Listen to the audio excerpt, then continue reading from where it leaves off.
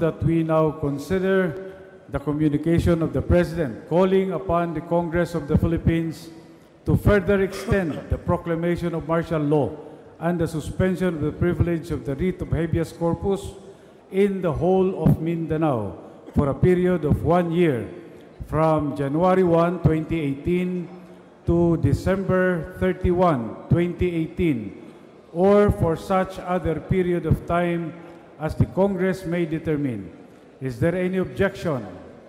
Hearing none, the motion is approved on the part of the House.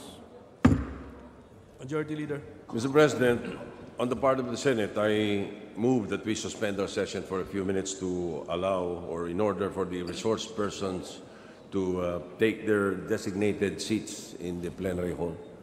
Session is suspended on the part of the Senate.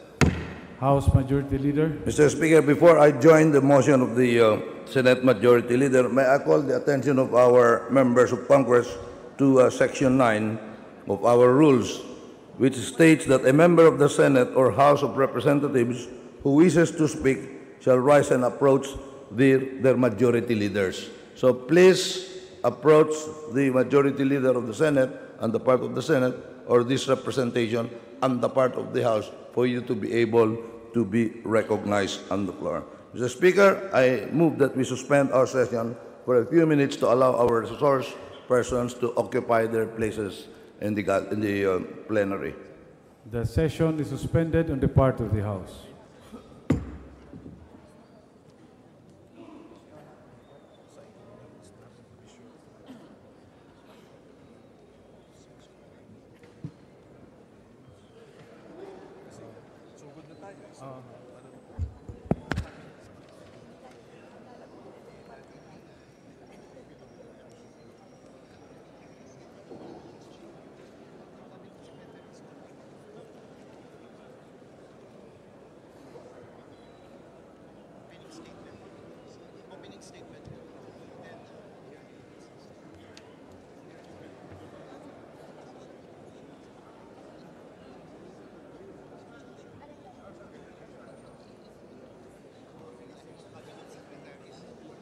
Okay, so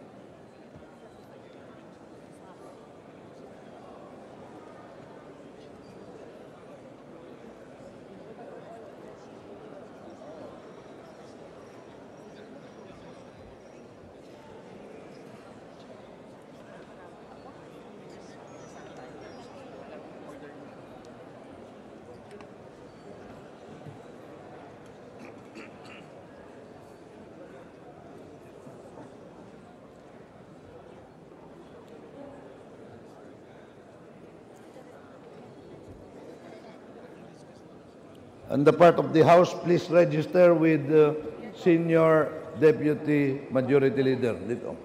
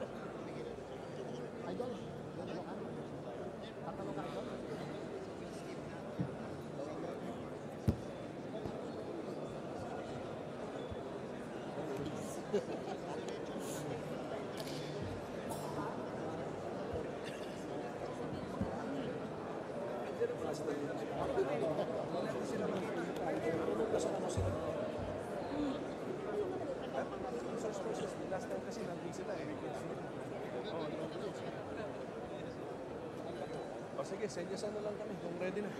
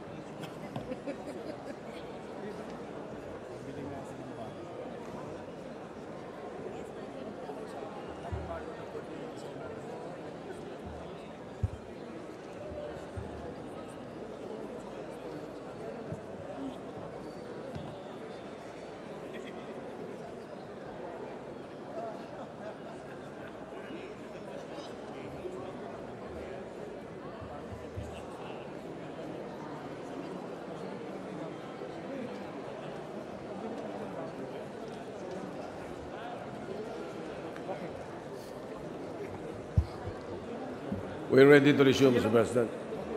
Mr. Speaker. Session is resumed on the part of the Senate. House Majority Leader. I move that we resume our session, Mr. Speaker. Session is resumed, the part of the House.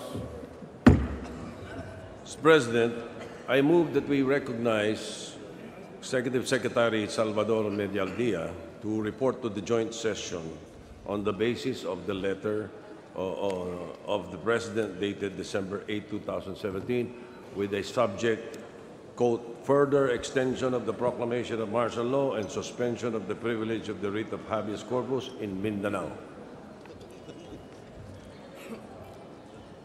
Mr. Speaker, I join the motion of the Senate Majority Leader. And for purposes of orderly deliberation pursuant to our rules, any member may interpolate the resource persons for not more than 3 minutes, excluding the time of the answer of the resource persons. The remarks of the House Majority Leader are duly noted. There is a pending motion by the Senate Majority Leader and joined by the House Majority Leader. Is there any objection? Hearing none, the Executive Secretary is hereby recognized.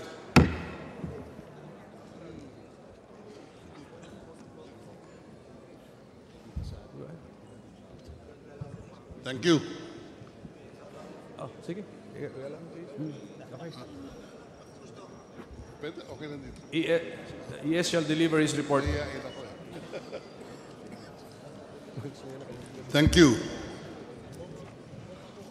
No less than the Constitution mandates that the prime duty of the government is to serve and protect the people, and declares that the maintenance of peace and order, the protection of life, liberty, and property, and the promotion of general welfare are essential for the enjoyment by all the people of the blessings of democracy. These are the primordial duties and principles that compel us to come before you today to present the request of the President in his capacity as Chief Executive and Commander-in-Chief of all Armed Forces of the Philippines.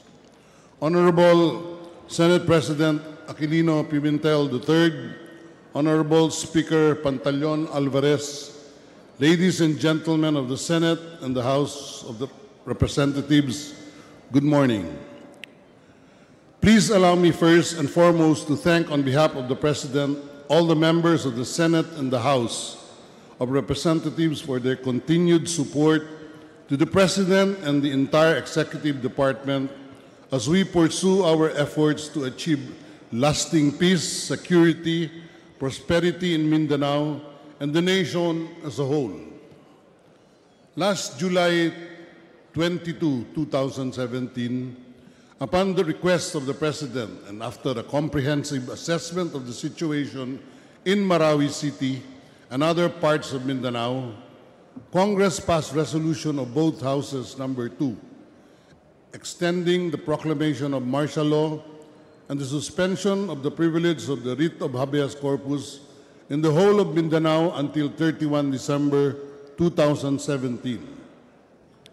That extension of martial law period has enabled us to make great strides in quelling lawless violence and suppressing the ongoing rebellion in the southern parts of our country.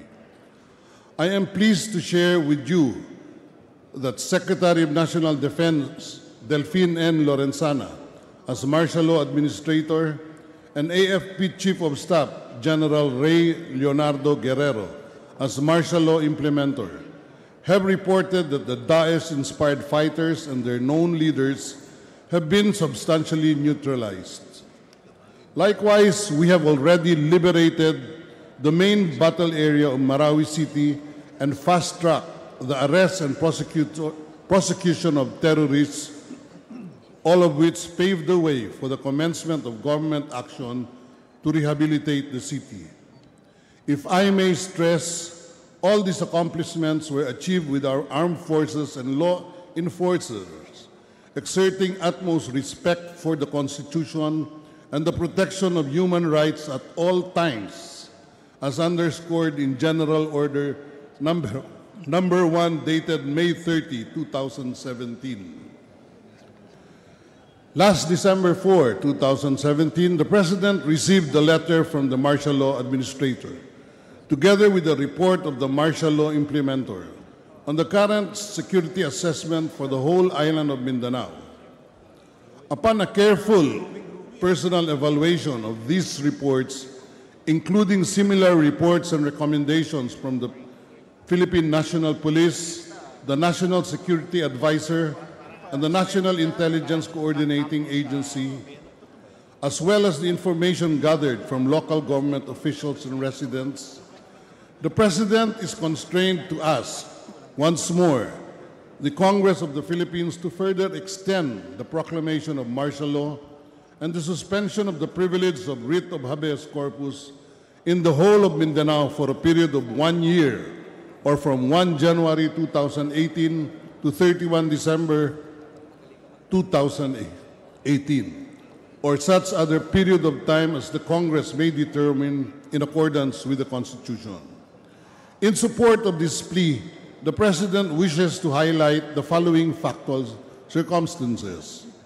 Number 1, despite the death of Hapilon and the Maute brothers, the known leaders of the Daesh-inspired Da'al-Watul Islamiyah, Waliyatul Masrik, or the DIWM, remnants of their groups have continued to rebuild their organization through recruitment and training of new members and fighters, and conduct financial and logistical buildup in central Mindanao in preparation for a new wave of attacks.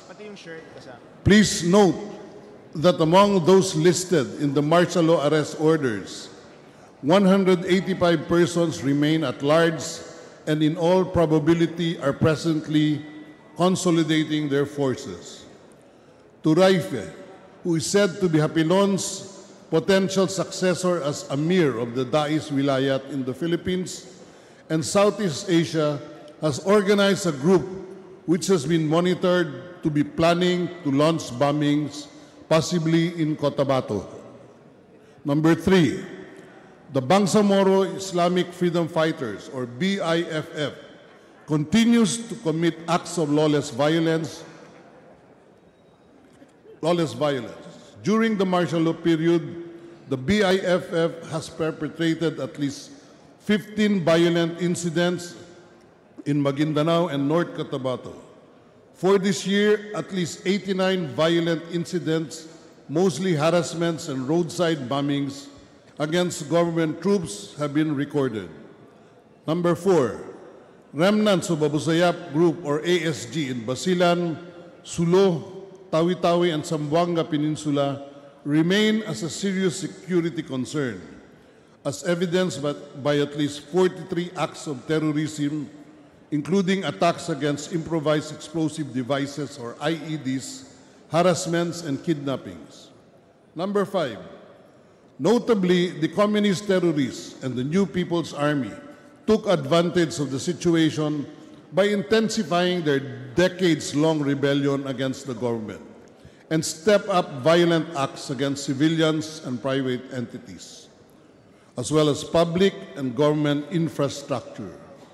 More specifically, the NPA has perpetrated at least 385 atrocities in Mindanao, which resulted in the death of 41 government forces, 23 civilians, as well as the wounding of 62 government forces and 6 civilians.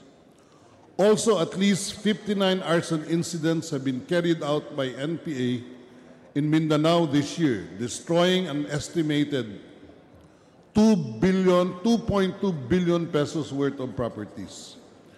It was these atrocities, among others, that compelled the President to issue Proclamation 360 on November 23, 2017, declaring the termination of peace negotiations with the National Democratic Front,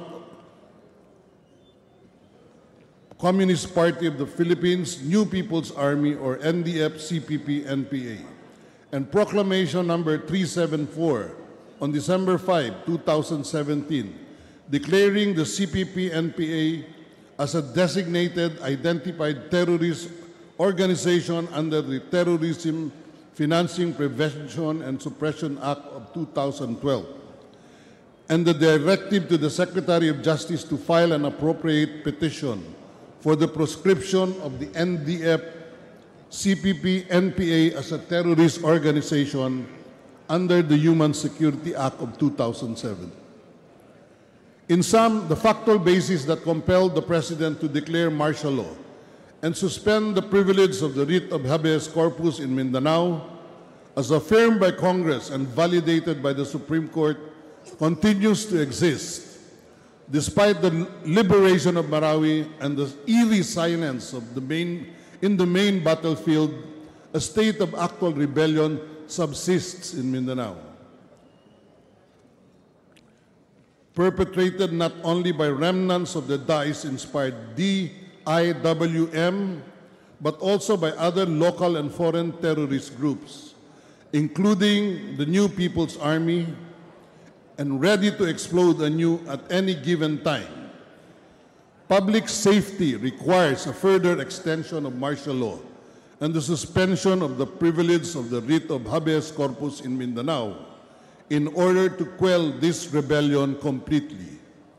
Joining me today are the Martial Law Administrator, Secretary Delphine Lorenzana, the Martial Law Implementer, Chief of Staff General Guerrero, the Chief of the Philippine National Police, Director De La Rosa, the Head of the NICA, National Intelligence Coordinating Agency, and the National Security Advisor, as well as the Secretary of Justice, the Secretary of the Department of Public Works and Highways, the Secretary of Labor, and the Secretary of Transportation and Communication, who can all provide you material information on the ongoing security concerns and continuing acts of rebellion in Mindanao. I leave it to their sound discretion if they wish to request an executive session, depending on the sensitivity or the nature of the information to be disclosed. Also present is the Chairman of the Task Force, Bangon Marawi, who can provide details on the government's rehabilitation efforts, and the other members of the Cabinet who are more than willing to act as resource persons especially on the socio-economic side. In closing, let me state that our armed forces and the police personnel remain steadfast in their commitment as a protector of our people and in their duty to secure the sovereignty of the state and the integrity of the national territory. I am confident that Congress will do its share in helping them fulfill this task. We do not ask for an unlimited martial law. What we are seeking is an unlimited peace. Maraming salamat po. Thank you and good day.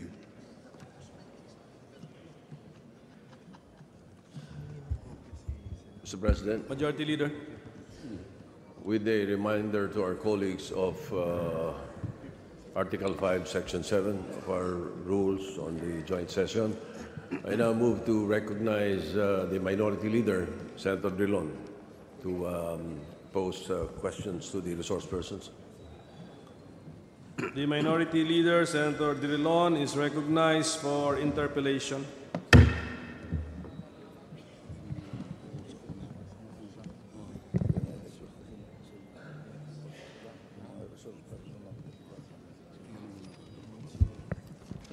Mr. President, Mr. Speaker, upon request of some members pursuant to our own House rules as well as the Senate, may we request that the resource persons be placed under oath.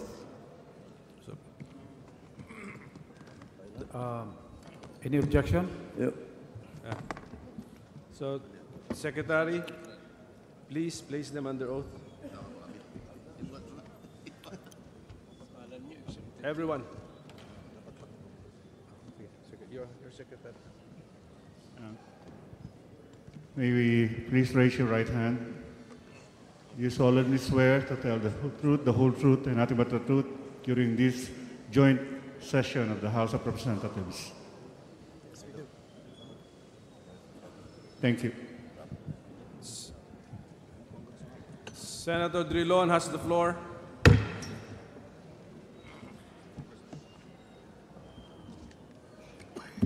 Mr. President, if it is not out of order, may I move that the oath of Senator of Secretary Villaldea be given retroactive effect?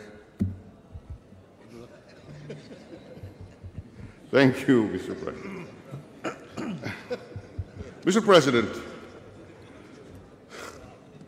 on October 23, 2017, His Excellency President Rodrigo Duterte announced, quote, "Ladies and gentlemen, I hereby declare Marawi City liberated from terrorist influence.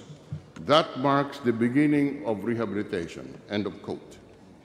Likewise, on the same day, National Defense Secretary Delphine Lorenzana declared, quote, "After 154 days of siege in Marawi, with the Daesh-inspired Mauti ISIS group, after a week, the Commander-in-Chief declared the liberation of Marawi. We now announce the termination of combat operations in Marawi City." Mr. President, the Filipino people congratulated the President and the armed forces of the Philippines for such decisive victory over this terrorist group. The question, Mr. President, is, would Secretary Villaldea agree that there has been no change in the situation since that date?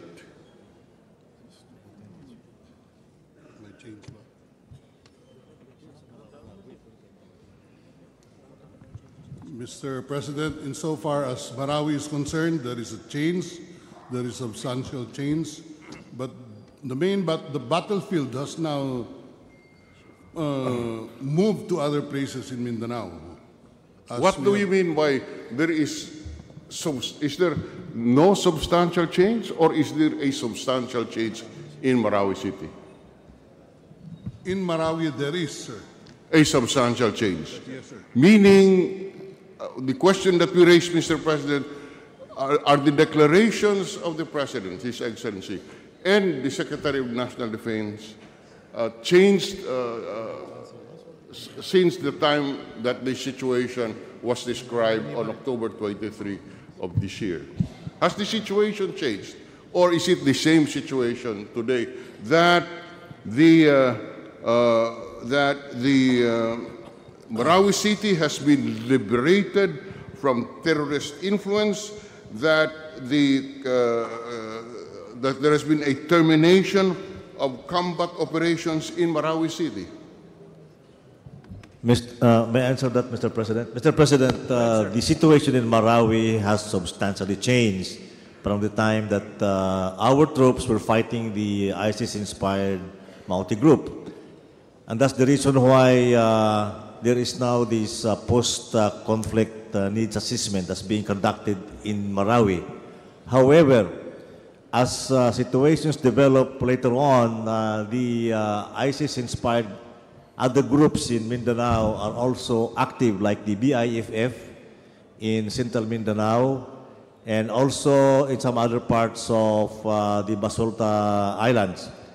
Now, the reports now, Mr. President, is that they are actively recruiting again, actively recruiting some of the Muslim youths in the area.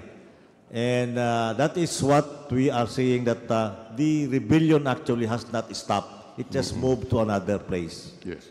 But the gentleman Secretary of National Defense would maintain that as of this date, there has been no resumption of combat operations in Marawi City. Yes, Mr. President, there has not been any resumption of combat engagement Thank you very in much, Marawi sir. City. Thank you very much, Mr. Secretary. In fact, in the briefing yesterday in the Senate, the briefing centered on the threat situation in Mindanao. That was the caption of the briefing given to the senators yesterday, that the threat of terrorism continues to exist. From the Secretary of National Defense himself, he stated that martial law has resulted in more obedience to the rules and therefore must be sustained, and martial law gives the impression that law enforcement will be more forceful, and that there is a psychological message being delivered by the continued imposition of martial law. Would the Secretary confirm that these statements were made yesterday? Yes, Mr. President, I confirm those statements. Thank you very much. In fact, in the letter request of the President, the grounds relied upon for the request for the extension of martial law, very briefly, is that the Hapilon and the remnants of the groups of Hapilon and Maute brothers continued to rebuild their organization through recruitment and training. That's number one. The Turaifi group was likewise monitored to be planning to conduct bombings. The BIFF continues to defy the government by perpetrating violent incidents. The remnants of the Abu Sayyaf group remain a serious concern, in that the NPA took advantage of the situation and intensified their rebellion. Now, Mr. President, can I ask the Minority Leader to wind up? Because can I ask for an extension, Mr. President? Up to... Okay, I will give the Minority Leader an extra 2 minutes from... Thank you, Mr. President. Mr. President, the situation, the Constitution is clear that Congress can only extend the proclamation of martial law in case of an actual public uprising and taking of arms against the government. That was the decision in the case of Lagman versus Executive Secretary Medialdea, which upheld the proclamation of 216 that required actual rebellion or public uprising. And the government, through Secretary Lorenzana, as we said on October 23, declared the rebellion in Marawi City to have been terminated and that it no longer exists. It is on this basis that we believe that the continued imposition of martial law and the extension of martial law up to December 31 of next year does not find basis under the Constitution and is in fact unconstitutional if this Congress would grant that extension. As clearly stated by Justice Hardilesa in his concurring opinion in Lagman versus Medialdea, rebellion under the Constitution refers to a state of rebellion. There is no more state of rebellion as admitted by our resource persons. These are only threats at this point. Actual armed conflict is the basic foundation for the continued imposition of martial law. And it is on this basis, Mr. President, that it is our view that the extension does not find basis under the Constitution and would be unconstitutional. The President cited the NPA for the first time in this extension. The NPA was not cited in the original request. Now, the NPA conflict has been there for the last 4 decades. Suddenly, in the extension today, request for extension today, the NPA is cited as an additional ground for martial law extension in Mindanao. Mr. President, I end this intervention with a question.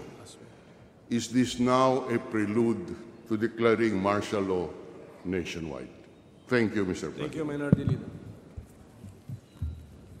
Who cares to answer among the resource persons, please? May I be allowed to answer and react to the statement of Senator Drilon? Go ahead, sir. First of all, sir, the request of the President as contained in his letter is not based on an assessment of an existing threat, but on the basis of a continuing actual rebellion. It's not just a threat, it's the same factual situation that this Congress validated and subsequently affirmed by the Supreme Court in the case of Lagman versus Medialdea. In that particular decision of the Supreme Court, the court said, or the court found, the existence of a state of rebellion in Mindanao, not in Marawi City. And therefore, as a matter of fact, the Supreme Court in that decision mentioned other events happening elsewhere other than in Marawi City.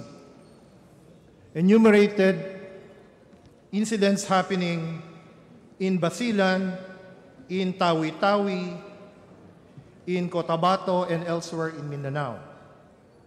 The court even suggested or concluded that all this suggests that the rebellion in Marawi has already spilled over to other parts of Mindanao.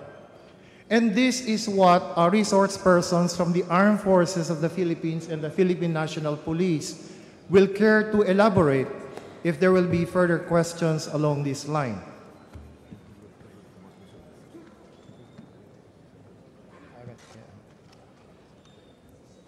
House Majority Leader. Yes, sir.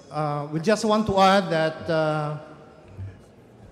we should be, or we should note that the termination of violent acts or firefights in Marawi City is not conclusive that the state of rebellion in Mindanao is likewise terminated. The Supreme Court itself said that a state of rebellion consists of many acts and not simply based on isolated incidents of firefights.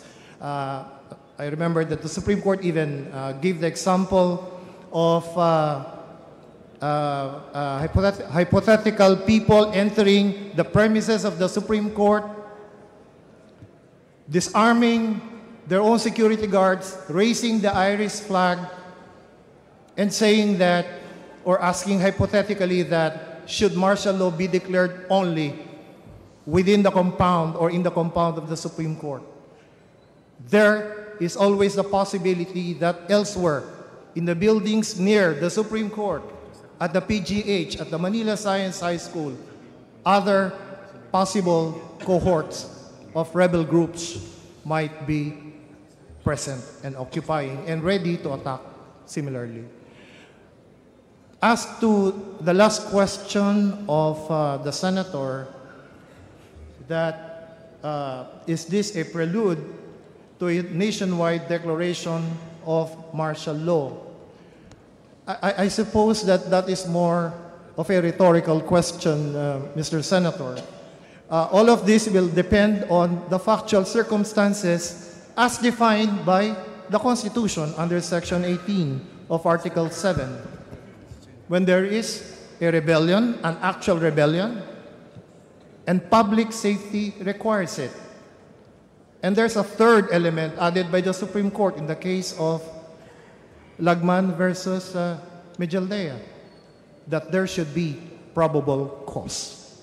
So all of this will have to be present before the President can make use of his extraordinary powers under the Constitution. That is our reaction to the statement of Senator Dillon. The Majority Leader is recognized. Mr. Speaker, I move that we recognize Representative Jose Lito Atienza of the Buhay Party List for his 3-minute interpellation. Thank you, Mr. Representative Floor Leader. Atienza is recognized. Thank you, Mr. Speaker. Isa lang po ang bumabagabag sa akin na gusto kong ilahad ngayon. Ito pong ating pinag-uusapang extension ay 1 year. When the Constitution, as constructed in 1986 and 87, the country coming out of a bitter experience of an unlimited martial law, which lasted for 14 years, decided never again should it be allowed. So I question the very nature of the extension request for 1 year. Yung original po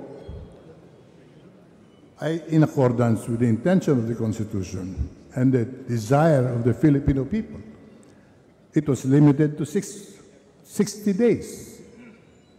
So I question the basis of the extension request.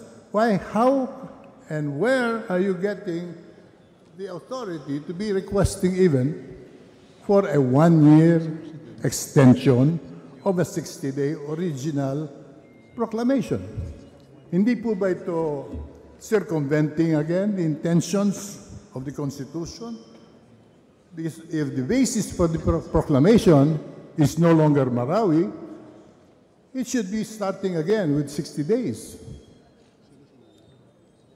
I'd like to be enlightened on this, Mr. Speaker, Mr. Senate President, because otherwise the clear mandate of the Constitution and the limitations of the President, any President, not only President Duterte, but the future presidents of the land, will no longer be able to use martial law against the interests of democratic principles in the country. Ano po ba ang inyong pananaw? Ang pananaw po ng inyong lingkod ay iniikutan ninyo yung provision ng Constitution of 60 days limitation. How can the extension be longer than the original? Ito po ay very fundamental because this will affect our national democratic efforts, not only now, in the future. If we allow an extension of 1 year, then it could be extended for another 2 years, then another 3 years, contrary to the basic and fundamental intention of those framers of the Constitution and the national sentiments in 1987 when we approved it, that never again should any president be allowed to utilize martial law indefinitely. Kaya, kung mamarapatin po ninyo, ay siguro maganda ipaliwanag din ninyo ano ang basis nitong ating proclamation ngayon. A request for extension or a new proclamation? Because the Marawi situation has already been solved in many, many ways that you have mentioned. Representative Atienza, please be reminded that your 3 minutes is up. 30 seconds, Mr. Speaker. The panel may now respond.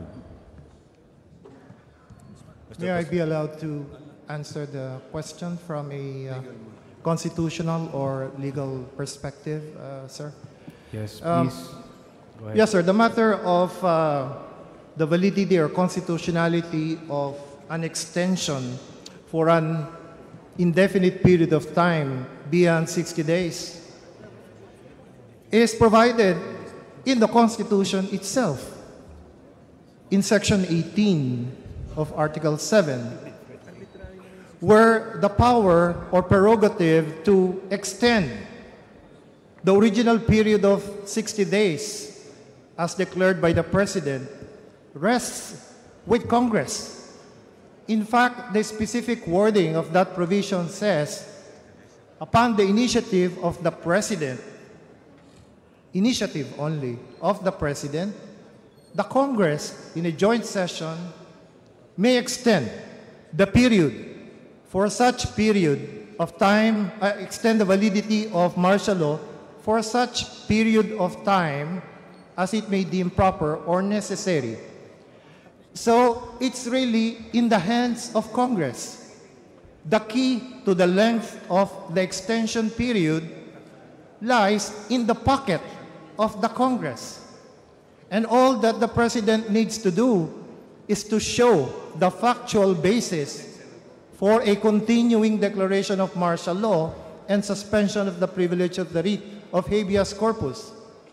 Based on that factual basis, the matter of determining how long it may be rests with you, with the Congress, not with the President. It's the President who will initiate, but it's the Congress who will decide. Now, as to the factual basis of the one-year extension, I will leave it to the members of the armed forces to explain why they believe that for now, 1 year would be sufficient. Mr. President, may I add to the reply to the good Congressman? Ang basihan po ng aming paghingi ng isang taon ay ganito. Inisip po namin din na magkaroon ng 6 months, pero ang sabi po kasi ng Armed Forces, nung magkaroon tayo ng bakbakan dyan sa Marawi, ay humugot tayo ng mga tropa sa iba't ibang lugar sa Mindanao, pati na sa Central Philippines, sa Visayas. At nang dahilan dyan, May to December, at least mga November, yung mga tropa na yun na nakuha natin ay nagkaroon ng mga vacuum yung mga operations natin sa ibang lugar, especially sa Hulo, Eastern Mindanao, at saka sa ibang parte pa ng Mindanao. At their operational tempo was set back by about 6 months. Ngayon po, kung hingi kami ng 6 months at hindi namin matugunan lahat ng mga security issues dyan, dapat nakababalik na naman kami rito. Kaya kami humihingi ng 1 taon. Mr. Speaker, may I... The 3-minute rule. Yes, I'll close the interpellation by stating and emphasizing I am not questioning the basis for the proclamation. I'm not even questioning the intentions of the President. I am questioning the limitations dictated by the Constitution. Congress may extend by 1 day up to 60 days because it's very clear the President cannot declare martial law beyond 60 days.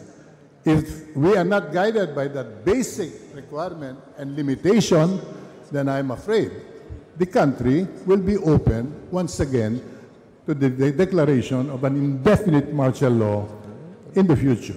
It may not be President Duterte, it may be President Fariñas or President Alvarez. Thank you. But we would like to stick to the constitutional limitation. 60 days is what it says. It should be 60 days. With all due respect, Mr. Congressman, there is no provision in Section 18 that limits the extension to 60 days. It says, for such period of time as Congress may determine. Naintindihan ko po yun. I'm using the same provision and I'm reading the same Constitution. Article 7, Section 18 is very clear. The limitation of the powers of the President. He can only declare for a maximum period of 60 days, for which he has to report to Congress. Any extension, he has to request Congress. That's why we are all here now. But we should limit our discussions on the basic provision which states the President can declare martial law and suspend the privilege of writ or habeas corpus for a maximum of only 60 days. I'm afraid we are not in consonance with the mandate and limitation of our Constitution today. Thank you, Mr. Speaker. Mr. Speaker, I move that we recognize Representative Mohammed Khalid Dimapur of the 1st District of Lanao del Norte. Representative 3-minute Khalid interpellation. Dimapur is recognized.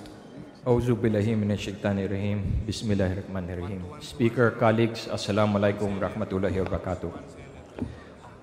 First, I'd like to say that in the province of Lanao del Norte, maybe unlike here in Luzon, Manila, and other parts of the country, where martial law is synonymous to dark times, sa lalawigan natin, when we hear martial law, nalipay kami. We feel safe, we feel secure, because we trust our armed forces of the Philippines wholeheartedly. So when there's a request for martial law to be extended, as far as the province of Lanao del Norte is concerned, you have our 101% support. But I'd like to also bring into the discussion the ultimate objective of martial law, and that is to quell rebellion, secession, and terrorists. I'd like to bring back into our, perhaps, memories what happened in Lanao del Sur. The Mautis are established in Butig. Early 2016, the military operated in Butig and cleansed Butig of the Mautis.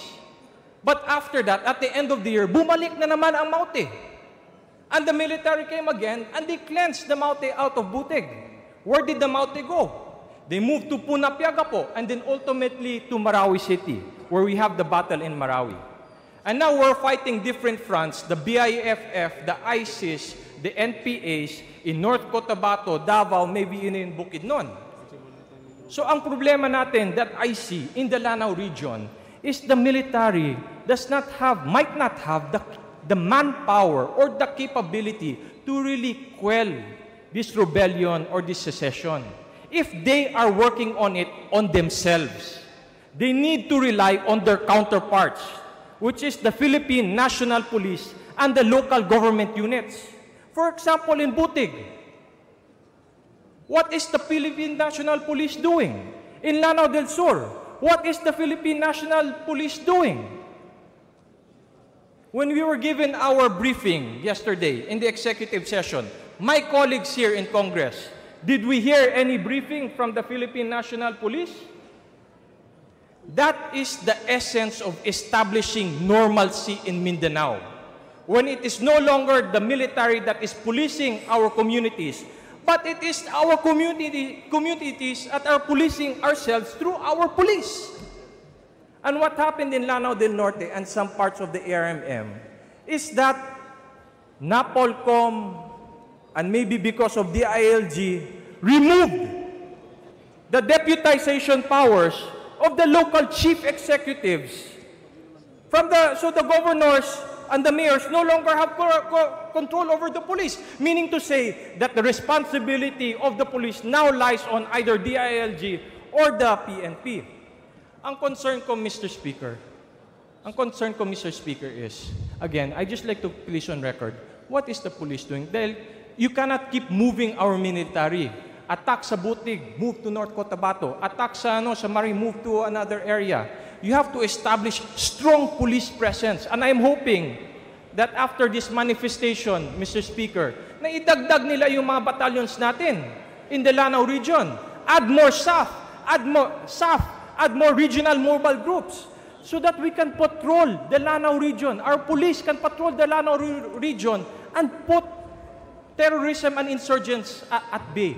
That's my manifestation, Mr. Speaker, and I hope I can get something from Chief PNP Bato. Thank you. Any reaction? Majority Leader. Mr. President, I now move that we recognize Senator Risa Ontiveros. Senator Ontiveros is recognized.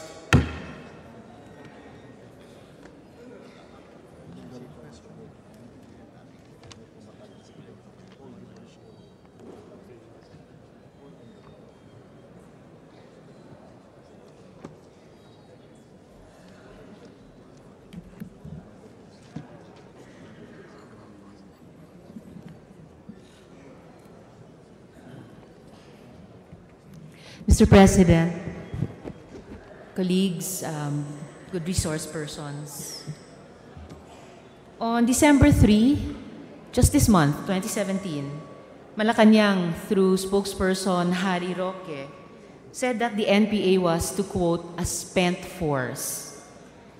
And perhaps even more impressively, in March 2017, Edgardo Arevalo, chief of the AFP, Public Affairs Office, said that the military considers the NPA a spent force compared to decades ago. So if the NPA has been characterized by the armed forces and by the palace as a spent force, until as recently as early this month, why extend martial law using it as one of the key reasons? Mr. President, as a former government peace panel negotiator, I know that martial law or any repression of civil liberties, such as the suspension of the writ of habeas corpus, actually spikes NPA recruitment. In fact, if we look back at history, in 1984, the military began its biggest offensive against the CPP-NPA. In 1985, just the following year, the NPA peaked its numbers with 30 to 45,000 members, and its acts of violence reached their height with 1,282 military and police deaths and 1,362 civilian deaths. So, bearing this in mind, what exactly do you hope for martial law to achieve with respect to the CPP-NPA? But again, what you yourselves, resource persons, have called already a spent force.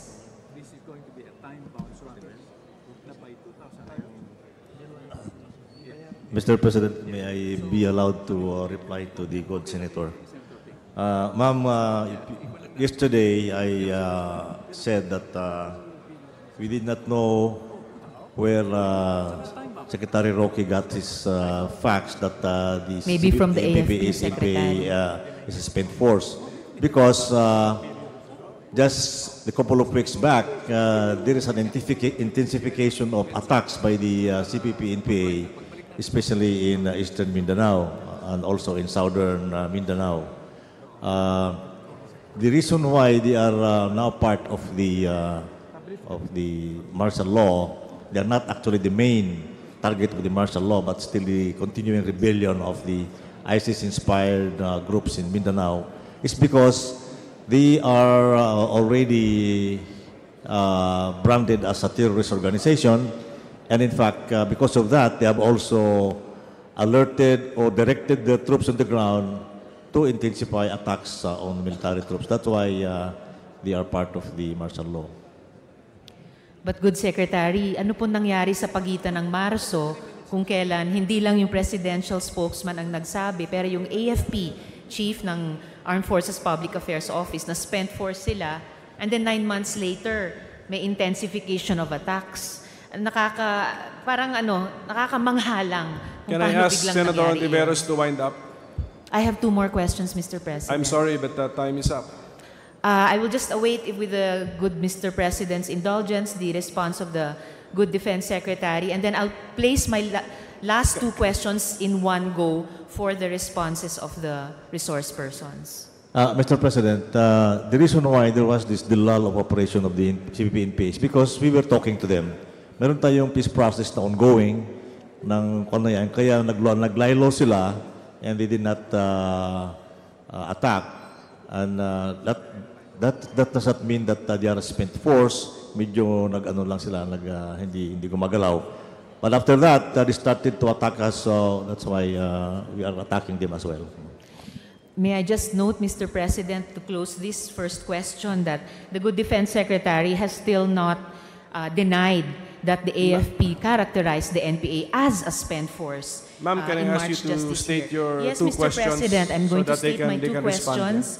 So, lastly to that first question, why revive a spent force? Martial law is actually a recruitment strategy of the NPA. My last 2 questions, Mr. President, what are the limitations or gaps of our current laws? For example, the Terrorism Financing Prevention and Suspension Act and the Human Security Act. What are the limitations or gaps of these laws that the declaration of martial law might be able to address? What are the strategic advantages available under a declaration of martial law that are not otherwise available under these existing laws?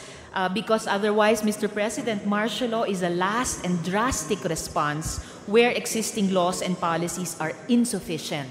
And for my last question, Mr. President, what is the threshold of public safety used by Malacanang in determining that martial law is warranted? The letter of the President merely states that the government needs to pursue the bigger task of rehabilitation and the promotion of stable socio-economic growth. Rehabilitation and socio-economic growth, Mr. President, are not the objectives of a declaration of martial law. Martial law contemplates a public safety threat that is existing and pressing. So these are my last 2 questions, Mr. President. Can we ask the resource persons to answer or respond?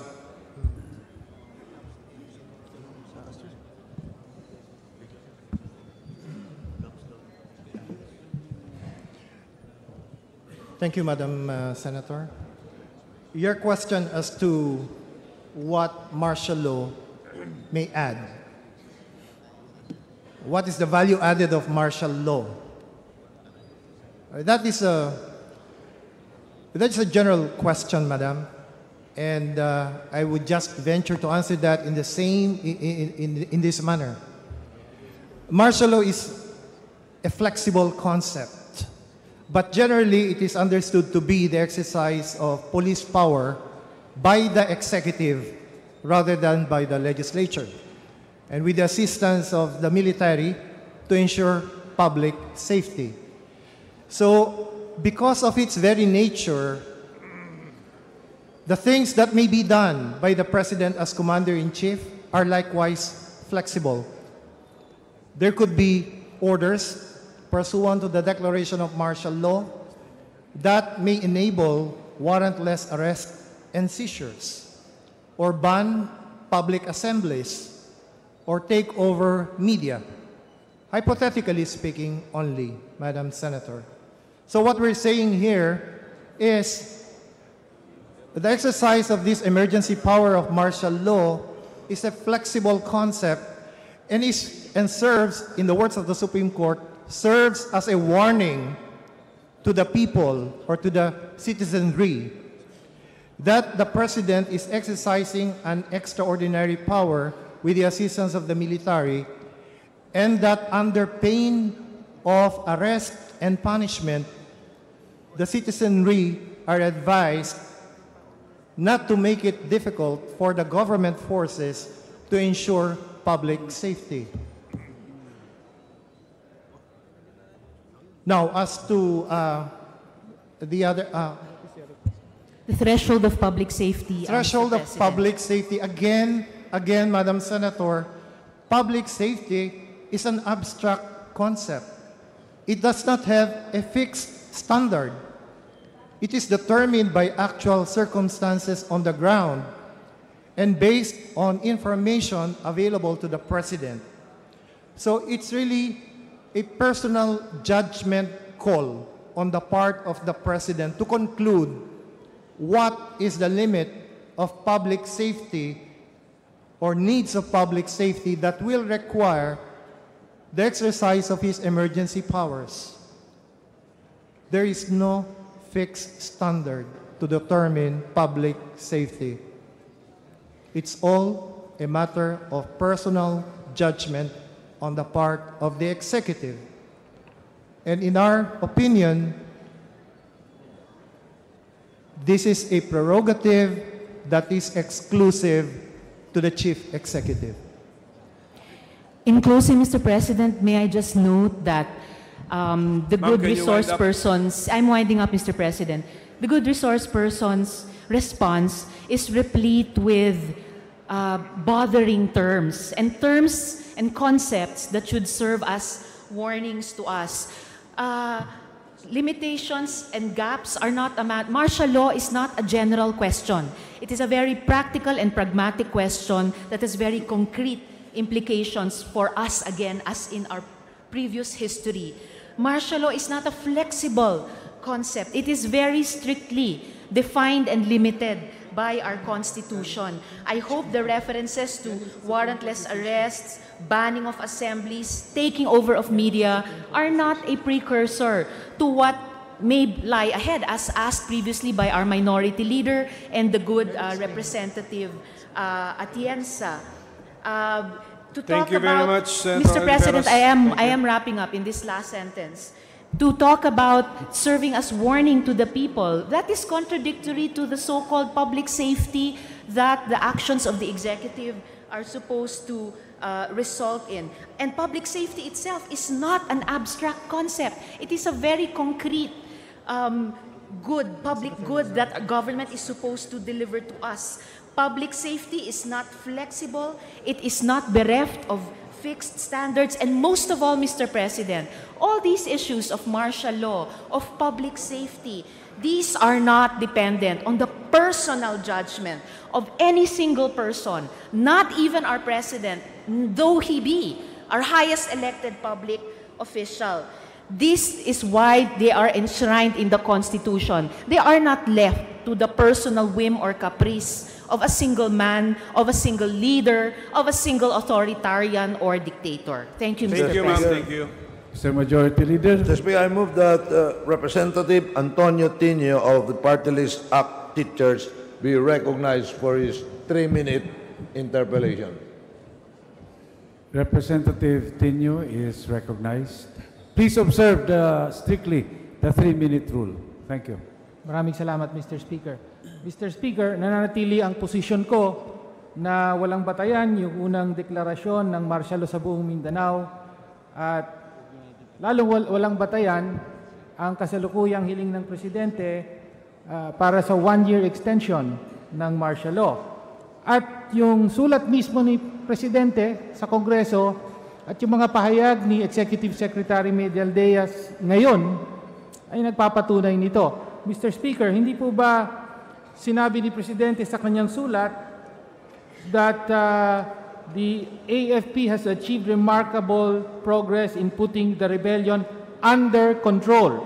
At hindi po ba sinabi ni Executive Secretary Medialdea na substantially neutralized na raw ang Maute Daesh? Pwede po bang ipaliwanag ito ng mga resource persons? The panel may respond. Mr. President, ang sagot po doon sa ginoong congressman ay ganito. ang sinasabi po namin substantially reduced na yung strength or clear na yung Marawi of any terrorist ay Marawi lang po yun. It does not include the whole of the other parts of Mindanao that are also subject to the influence of these terroristic groups. Sabi nga ng Supreme Court ay ang nangyayari sa Marawi ay nag-spill over na rin sa ibang lugar doon sa Mindanao. Kaya nga sinustain nila yung declaration of martial law. Mr. Speaker, ang sinabi po has put the rebellion under control in Mindanao. Yun po ang sinabi. It's on the record. Yung Abu Sayyaf, ang description po, remnants of Abu Sayyaf. Remnants na lamang. No?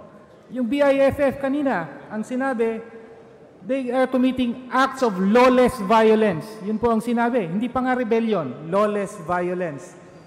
So, Mr. Speaker, kahit mismo sa request ni Pangulo, inaamin niya na dahil sa tagumpay daw ng AFP ay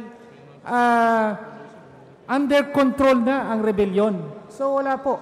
No? Inaamin mismo dito. Ngayon, dun po sa NPA, sa rebellion ng NPA,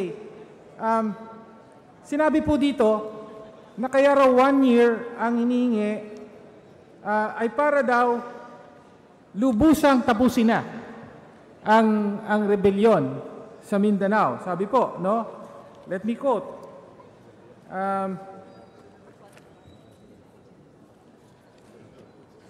To quell completely and put an end to the ongoing rebellion in Mindanao, no? Matatapos po ba ang rebellion sa Mindanao sa loob ng 1 taon? Mr. President, yan po ang objective ng ating armed forces na tapusin ang rebellion sa Mindanao sa loob ng 1 taon.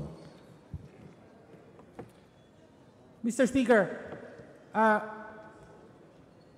July 2006, no, si Pangulong Arroyo ay nag-utos sa AFP na tapusin daw ang rebellion in 2 years' time, 2006. Please wind up. At ang Chief of Staff pa noon ng AFP, si General Esperon, na ngayon ay National Security Advisor na. No?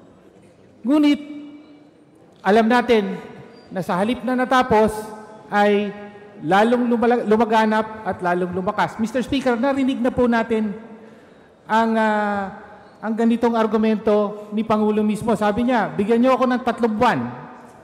Tapos sinabi niya, bigyan niyo na ako ng 6 na buwan. No? Tapos, sabi niya, tatapusin ko ang problema ng droga sa panahong ito. Eventually, sinabi niya, hindi natin matatapos.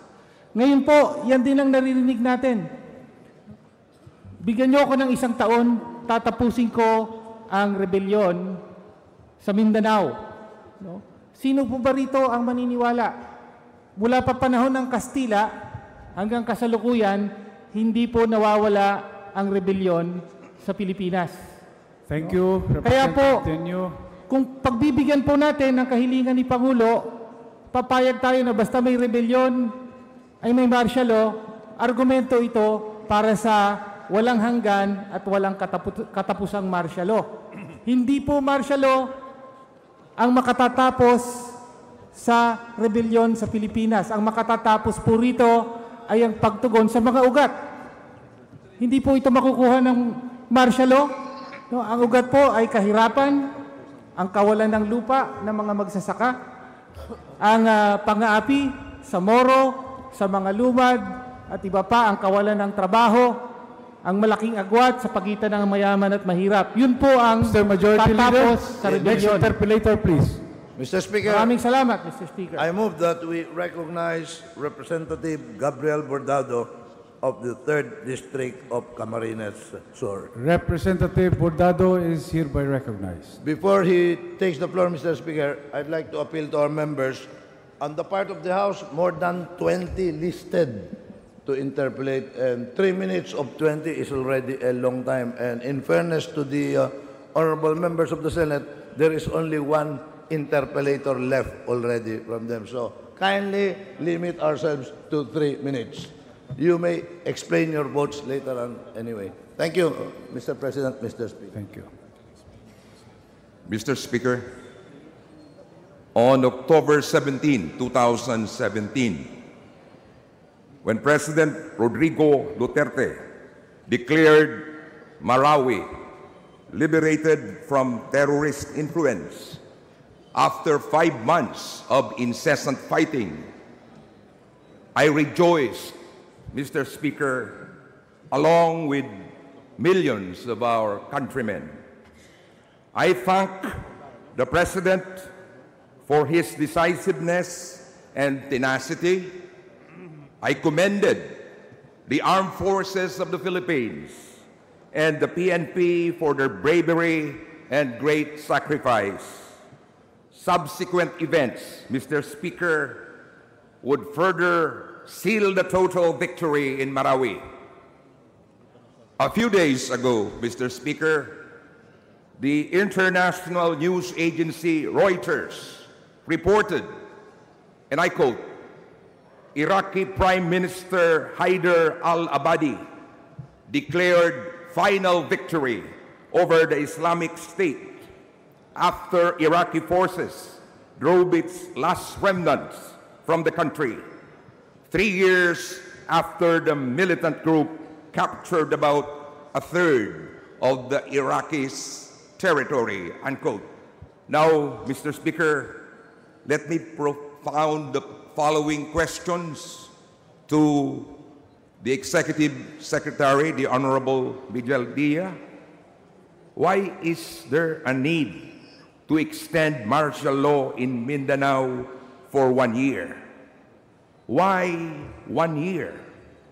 Will it not be in the best interest of the country if we will do away with martial law altogether and focus our collective efforts on the reconstruction of Marawi and the socio-economic development of the country? Anyway, given all the powers and resources at the disposal of the President, plus his unprecedented popularity, he can easily call out the armed forces and the PNP to fully address security concerns. Mr. Speaker. Please respond.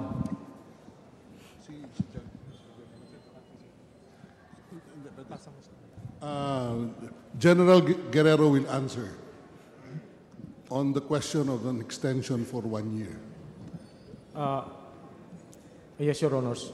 As to the extension for 1 year, we determined that we would need at least 1 year for us to be able to achieve the objectives and the targets that we have set insofar as finishing off the threats posed by the ISIS groups. And at the same time, would give us sufficient time to also address other existing threats in Mindanao. Okay, thank you, Mr. General. Visible, Senator. Visible. Majority Leader. Mr. President, may we recognize Senator Pangilinan. Senator Pangilinan is recognized.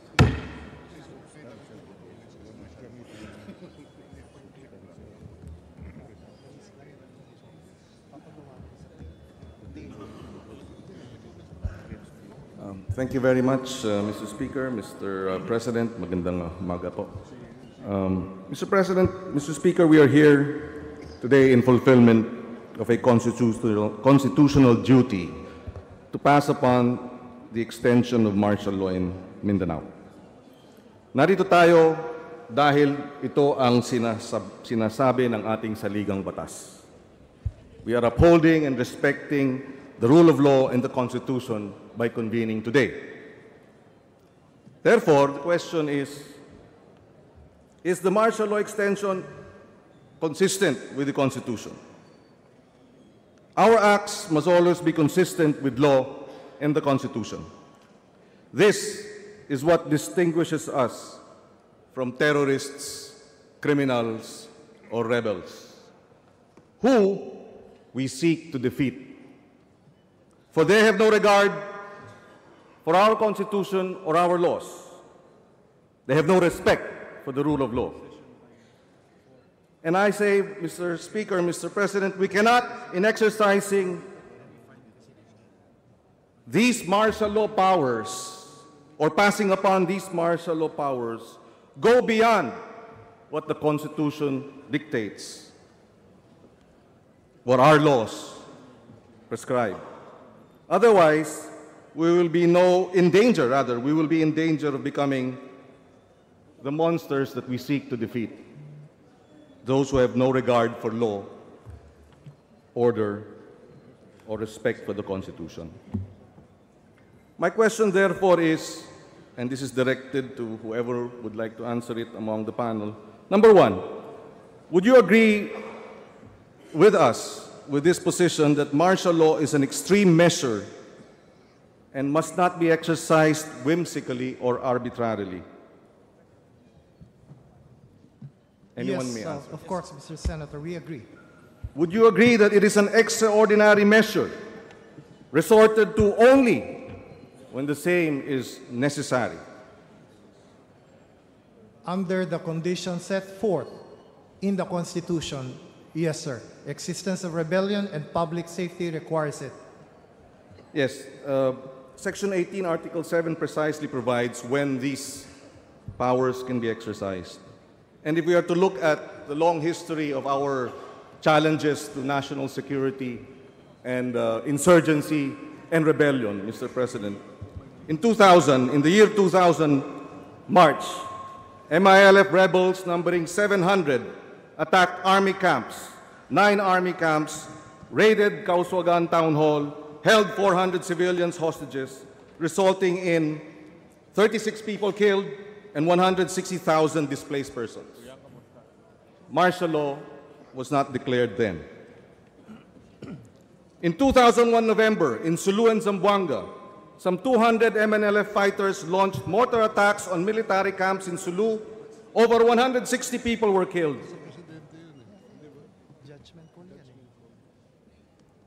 Martial law was not declared. In 2008, Mr. Speaker, Mr. President, North Cotabato, 1,500 MILF rebels, August 2008, led by Umbracato and Commander Bravo, occupied 20 barangays in several towns, burning homes, looting farms, displacing 280,000 people.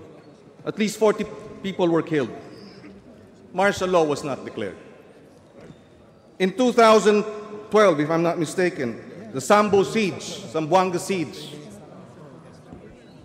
hundreds were displaced, 3 weeks of fighting with MNLF rebels. Martial law was not declared. In all instances, precisely because martial law is an extreme measure that cannot be imposed by whim and must be imposed strictly under the tenets of our Constitution.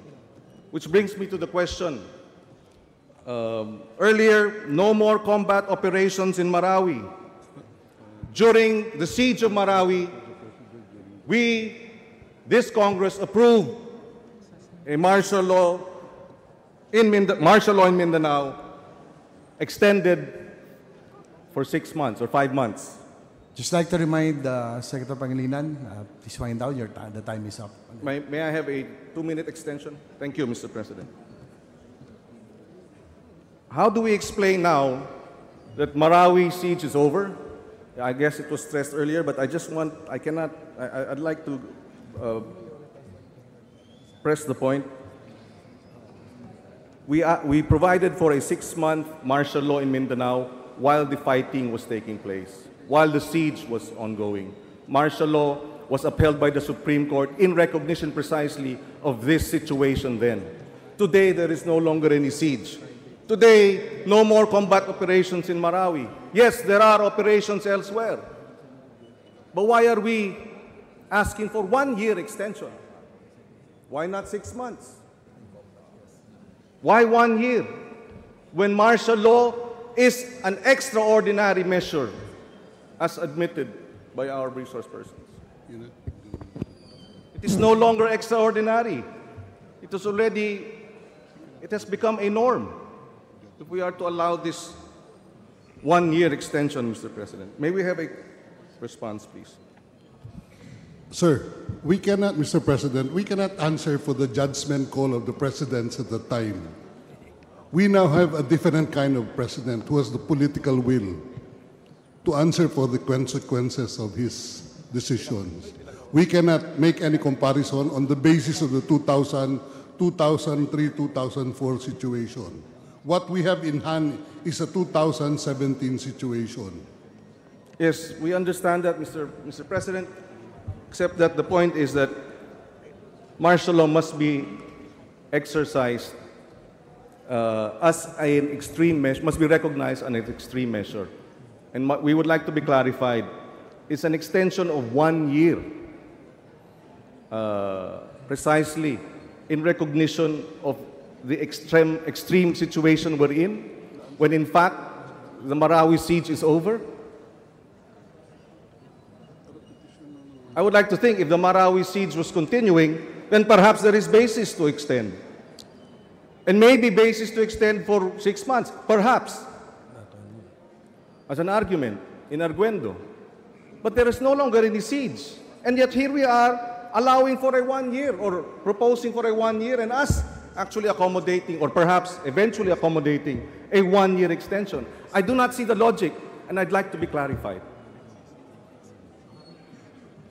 It would have been a very different situation altogether if the fighting was still ongoing, if there is still that siege. Then we can see that the situation is extreme and therefore we can proceed with an extension. Is that the gentleman's last question? And then we will just wrap up very quickly. Okay, so can the panel respond, please? Mr. President, may I reply to the good senator. Sir, maybe your perception here is not as bad as what's happening on the ground, but the troops reports otherwise. You know, wala na sigurong bakbakan dyan sa Marawi, but there are still classes almost every day in other parts of Mindanao. The class with the BIFF in Central Mindanao continues almost every day. Yung mga encuentro din sa ibang mga lugar sa Eastern Mindanao with the CPP, NPA, nandun pa rin. Basilan, Hulo, ay ongoing pa rin yan. That's why ang pagkakaintindi po namin ng rebellion is as a continuing act, not only in one area, but it could spill over to other areas, which the Supreme Court has already validated in its decision that the trouble in Marawi has spilled over in other parts of Mindanao. Yes, again, just as a... Sir, can we wind up? Very quickly, Mr. President, I agree that the Supreme Court upheld the martial law declaration then, but we also have to take into consideration that there was an ongoing siege then. This is not the case now, and therefore we have doubts as to the constitutionality of an extension of martial law for 1 year, given that actual rebellion, as was the case perhaps 6 months ago, is no longer attendant now. Thank you, Mr. sir. President. Thank you. Majority Leader. Mr. Speaker, I move that we recognize Representative Edsel Lagman of the 1st District of Albay for his 3-minute interpellation. Representative Lagman is hereby recognized. Mr. Senate President, Mr. Speaker, as we consider the President's request for extension of the period of martial law in Mindanao for 1 more year, we are strictly circumscribed by the very Constitution with respect to the limited grounds as well as limited duration of martial law and its extension. The limited grounds, as we all know, are actual rebellion or actual invasion when public safety requires it. Rebellion or invasion is not a state of mind or a state of fear. It must be actual, not contrived. a cavalier assertion that rebellion continues in Mindanao without any well-documented explanation will not suffice. There is no actual rebellion or invasion in Mindanao to justify an inordinately long extension. Now let me go to the duration of martial law or its extension. The Constitution's intent is to have a very limited duration of martial law or its extension in order to fully protect civil liberties and the maintenance of the rule of law. Reading the Constitution, I submit, Mr. President and Mr. Speaker, that there is no justification for a series of extensions because this would be against the intent of the Constitution for a limited duration of martial law and its extension. As a matter of fact, what is provided for in the Constitution is the extension of the original proclamation, not an extension of an extension. Can we get the take of the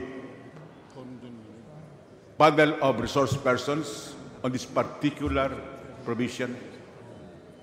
Sir, there is nothing in Section 18 of Article 7 that will give any impression that any extension should be the same as the original period of 60 days. The wording is very open-ended for such period of time as the Congress may determine. As a matter of fact, your first extension was for more than 60 days already, and that has not been challenged anywhere in the Supreme Court, and that has in fact been implemented. So I think there is no basis for the legal argument that any extension should be the same as the original period of 60 days. You already did it in the first extension. Well, a previous violation will not justify a subsequent violation. Well, let me read the provision of the Constitution. Upon the initiative of the President, the Congress may, in the same manner, extend such proclamation or suspension for a period to be determined by the Congress if the invasion or rebellion shall persist and public safety requires it. It is very clear that any extension should be under the same constitutional restraints on limited grounds and limited duration. And the Constitution provides the extension of such proclamation. It does not state that an extension can still be extended, because a series of extension would defy the intent of the Constitution to have a limited duration for martial law. Please wind up. Yes, I will. Can I request for a 2-minute extension, just like the rest, Mr. Speaker? 1 minute. Thank you for your liberality, Mr. Speaker.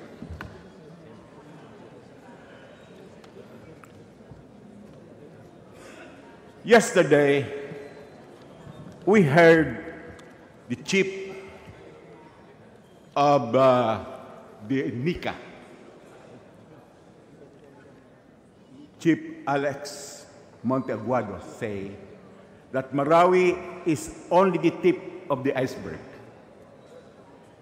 To my mind, this is the understatement of the century, because Marawi was the actual iceberg, which has been thawed and melted already, so much so that there is no more iceberg to talk about.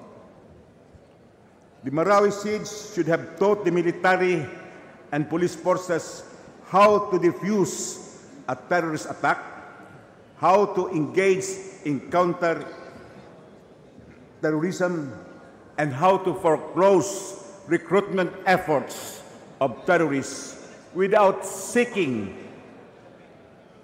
the extension or declaration of martial law. To my mind, Mr. President, Mr. Speaker, there is no actual and factual basis for the extension of 1 year of the martial law in the entire of Mindanao. Thank you. Mr. Speaker, next to interpellate is the Honorable Mauyag Papandayan of the 2nd District of Lanao del Sur.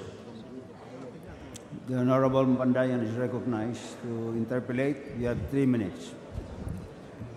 Thank you, Mr. Speaker.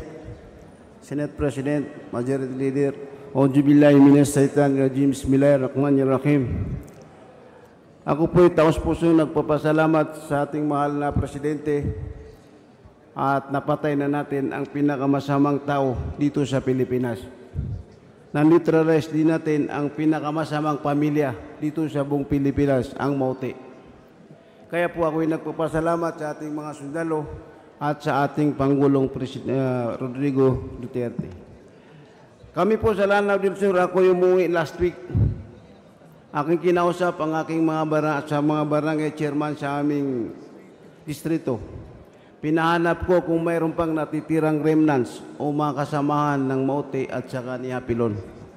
Ang mga barangay chairman po ay nag-report sa akin na mayroon pa. At sila po ay nagre-recruit ngayon na nag-aalok din sila ng pera sa mga nare-recruit nila. Para po hindi magpatuloy na sila ay makonsolidate at lumaki uli. Kinausap ko ang mga professional leader sa amin, karamihan sa kanila. Ang sabi nila sa akin, ipagpatuloy ang extension ng martial law. Yan lang ho ang magiging solusyon para tumahimik ang lugar namin dito sa Lanao del Sur. Pwede ho bang makahingi ng sa mga military natin na ipagpapatuloy nila ang paghahanap sa mga natitirang Mauti at hindi nila po ito iiwanan.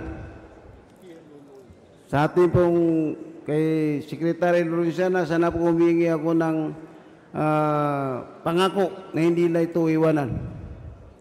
Pwede po ba? Mr. President, you have our word that we are not going to get out of Lanao del Sur and continue to look for the remnants of the Mauti. Kasi po, natapos na ang Marawi. Almost half of the military na nakipag-away sa Marawi ay na-pull out na. So lumiit na ngayon ang sundalo sa Marawi City at sa Lanao del Sur. Baka po sila ay makakilos at makagalaw, kaya po humiingi ako ng word of assurance from the Secretary. Ako po yung mga pila sa ating mga Secretary na nandito, lalo na sa DOH, sa Secretary ng DPWH, ng DSWD, na ipagpatuloy natin ang pagtulong sa mga evacuees. Sapagkat ang mga tao na nasa evacuation center ay hindi pa nakakauwi at hindi pa na nakamukon, hindi pa nakakapagtrabaho, wala pa silang kakayahan maghanap buhay, kaya dapat po sila natin tulungan. Mangangako po ba kayong lahat? Si Secretary Medial Dia, pwede po ba kayo may mga maghingi sa'yo ng word of assurance? Opo. Ginagawa na po natin yan sa rehabilitation po. Kasi yung mga taga-Marawi ngayon na nasa evacuation center ay wala pang hanap buhay. Kailangan natin silang bigyan ng pagkain, bigyan ng mga pangangailangan nila sa kanilang mga evacuation center. Ngayon po, nagtataka po ang mga taga-Lanao. Bakit saan kumukuha ng suporta ang mga ISIS? Baka po pwede patrabahuin natin ang ating mga intelligence at makuha na natin kung sino ang nagpipinan sa mga taong ito. Pwede po ba kayo mangako? Yan po, ginagawa na po natin ngayon yan. Nakakapagtaka po kasi, sila ang mas maraming pera bibigay nila sa kanilang mga recruit. Sana po mahuli na natin kung sino man ang nagpipinan sa mga taong ito. Ngayon po, nag-exert po tayo ng best effort to na mahuli po yung mga taong yan, Congressman. So inuulit ko po, ako at 10 ng mga kasamaan ko ng mga profesional ng Lanao del Sur, kami po ay sumusuporta sa extension ng Marcelo. Magandang umaga po sa lahat. Maraming salamat po. Majority Leader. Senate Majority Leader. Mr. President, there is one more senator who wishes to pose some very few questions. Senator Chis Escudero. Senator Escudero is recognized.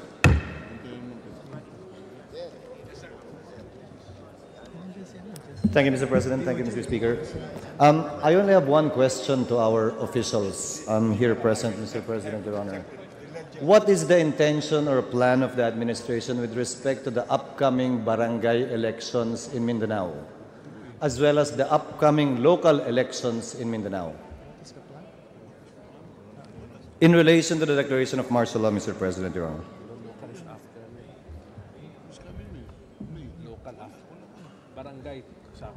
As far as we know, these elections will go on as scheduled, Mr. Senator.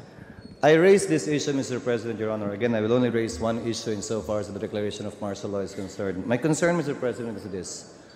Under the Omnibus Election Code, the COMELEC is empowered to postpone the elections, particularly Section 5 of the Omnibus Election Code, which says, when for any serious cause such as violence, terrorism, loss, or destruction, the COMELEC, upon petition or motu proprio, may suspend the election without any distinction, whether barangay or local elections. Now, with the assent or looming assent of Congress to the declaration of martial law, citing as basis lawless violence, rebellion in Mindanao, would this now be used as a basis as well, if at all, for COMELEC to postpone local and barangay elections in Mindanao? It's a valid concern, Mr. President, Your Honor, because we have barangay elections in this coming May, and the filing of certificates of candidacy will be in October. Under the Omnibus Election Code still, the elections can be reset within 30 days after the cessation of the terrorism or threat or rebellion or lawless violence, which can happen at the very least after 2018 if we're giving an extension of 1 year. So may I ask where the administration is in this regard, Mr. President, Your Honor? Mr. President, it is quite difficult to answer that because that is within the purview of the Commission on Election, which is an independent body, sir. Agreed and understood. It's an independent constitutional body. But in the recent barangay elections that were supposed to be held last October, Mr. President, Your Honor, COMELEC already discussed this. COMELEC raised this possibility, only that they were overtaken by events when Congress passed a law postponing the barangay elections. But COMELEC was in the process of receiving petitions already and comments for the postponement of the barangay elections in Mindanao because of martial law. Now, according to COMELEC, they will be in consultation with security officials, namely DILG, DND, PNP, and AFP, with respect to what steps they will be undertaking. So may I ask, earlier the answer given by our NSC was that it will push through and that the current situation in Mindanao will not or does not in any way affect the holding of elections. Would that be the response as well? Should there be petitions to postpone elections in Mindanao? Ganun ho ba kalala na posibleng i-recommenda ninyo sa COMELEC pag tinanong kayo na hindi nararapat o nababagay ituloy ang eleksyon ng barangay sa darating na Mayo?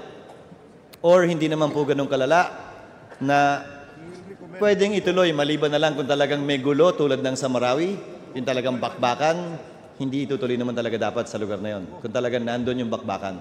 Pero hindi naman din siguro dapat sa buong Kamindanawan. Mr. President, yes, sir. We see no reason why the barangay election will not push through. You don't see any reason why it will not push through? Yes, sir. Unless po siguro dun sa isang particular na barangay, 5, 3, yes, nandun yung bakbakan. case-to-case basis na po yun kung anong mangyayari man. Kung mayroong mga violent incidents dyan na it will prevent the electorate to go to the polls, then that will be an exception. And the same is true for the coming local elections. It will be on a case-to-case basis, sir. Kung saan may upakan, may bakbakan na talagang walang humpay, yun lamang kung sakasakalang re-recommendan yung hindi matuloy ang halalan. Opo, kami, we will give the advice. We will advise the COMELEC accordingly if that happens. One last question, Mr. President, Mr. Speaker. So, the declaration of martial law that Congress will approve and its extension for 1 year will not and is not going to be used as a basis to, in a wholesale manner, postpone barangay or the coming local elections in 2018 and in 2019 respectively. Hindi po, hindi namin gagamitin yan. Thank you, Mr. President. Thank you, Mr. Thank you, Speaker. sir. That will be all. Thank you. It's your turn. On behalf of the House, Majority Leader. Mr. Speaker, I move that we recognize for his interpellation the gentleman from Party List Bayan Muna, the Honorable Carlos Zarate. So move, Mr. Speaker. The Honorable Zarate is recognized to make his interpellation. You have 3 minutes. Maraming salamat, Ginoong Speaker at Mr. President.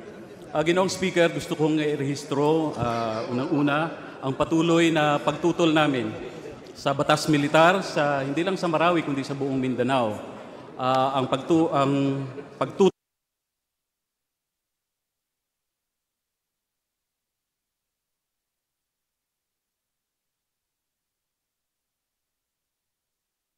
at paglaban ng bayan muna, maging sa napipintong pagdeklara ng batas militar hindi na lang sa Mindanao kundi na ang batas militar sa buong bansa.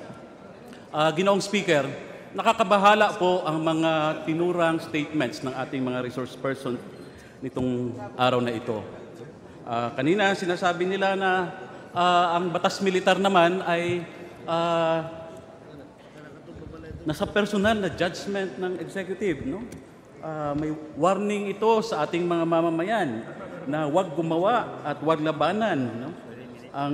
Na lumalaban doon sa mga palisiya ng ating pamahalaan. No?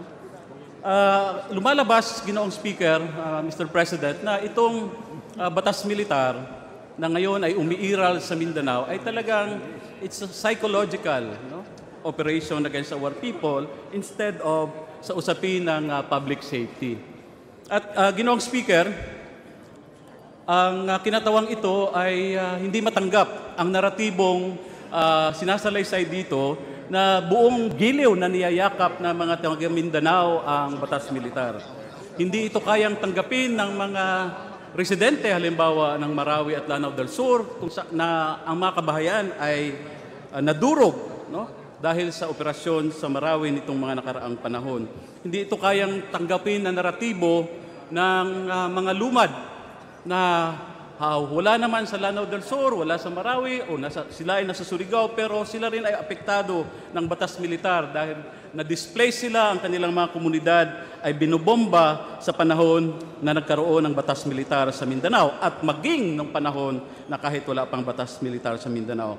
Hindi rin ho kayang tanggapin ang naratibong ito, no, na sinabi ng ating martial law administrator sa kanyang sulat kay Pangulong Duterte na without any reported human rights violations and or incident of abuse or authority. No? Dahil sa katunayan ay may mga naisampang kaso ng paglabag sa karapatang pantao. No? At hindi rin matanggap ang naratibong ito, halimbawa sa pamilya ni Ansari Sultan, isang 23 years old na naging missing sa Marawi City mula pa noong May 24, 2017. Kaya, Ginoong Speaker, sa pagkakataong ito, pwede kong maitanong sa ating mga resource persons. Kayo na rin ang nagsabi, ang batas militar ay isang psychological state, no? Di ho ba't ang ating bansa ngayon ay nasa state of lawlessness, no? Na kung saan under Article 7, Section 18 din ng ating konstitusyon, ang Pangulong Duterte ay tinawag ang Armed Forces of the Philippines to quell lawless violence and rebellion. May I remind the gentleman, your time is up. Yes, Mr. Speaker, my request for a 2-minute extension, Mr. Speaker. 1 minute. Thank you, Mr. Speaker. Pwede ko bang marinig yung kasagutan doon sa aking tanong?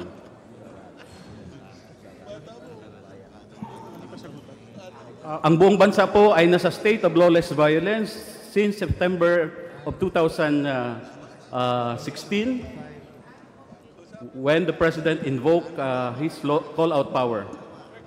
Mr. Speaker. Mr. Speaker, may I be allowed to reply to the good Congressman? Sir, kung tinatanong po ninyo mayroong state of lawlessness sa Mindanao, ay hindi naman po yan ang katakaran doon ngayon, mga patakaran nila. Kundi, nagkaroon tayo ng state of rebellion doon sa Marawi na nasolusyonan natin after about 4 months. Pero po, yung spillover ng rebellion na yan, nasa ibang lugar. No less than the Supreme Court has ruled that it has spilled over in other parts of Mindanao, yung state of rebellion. And rebellion is actually is a continuing act, hindi lang sa isang lugar.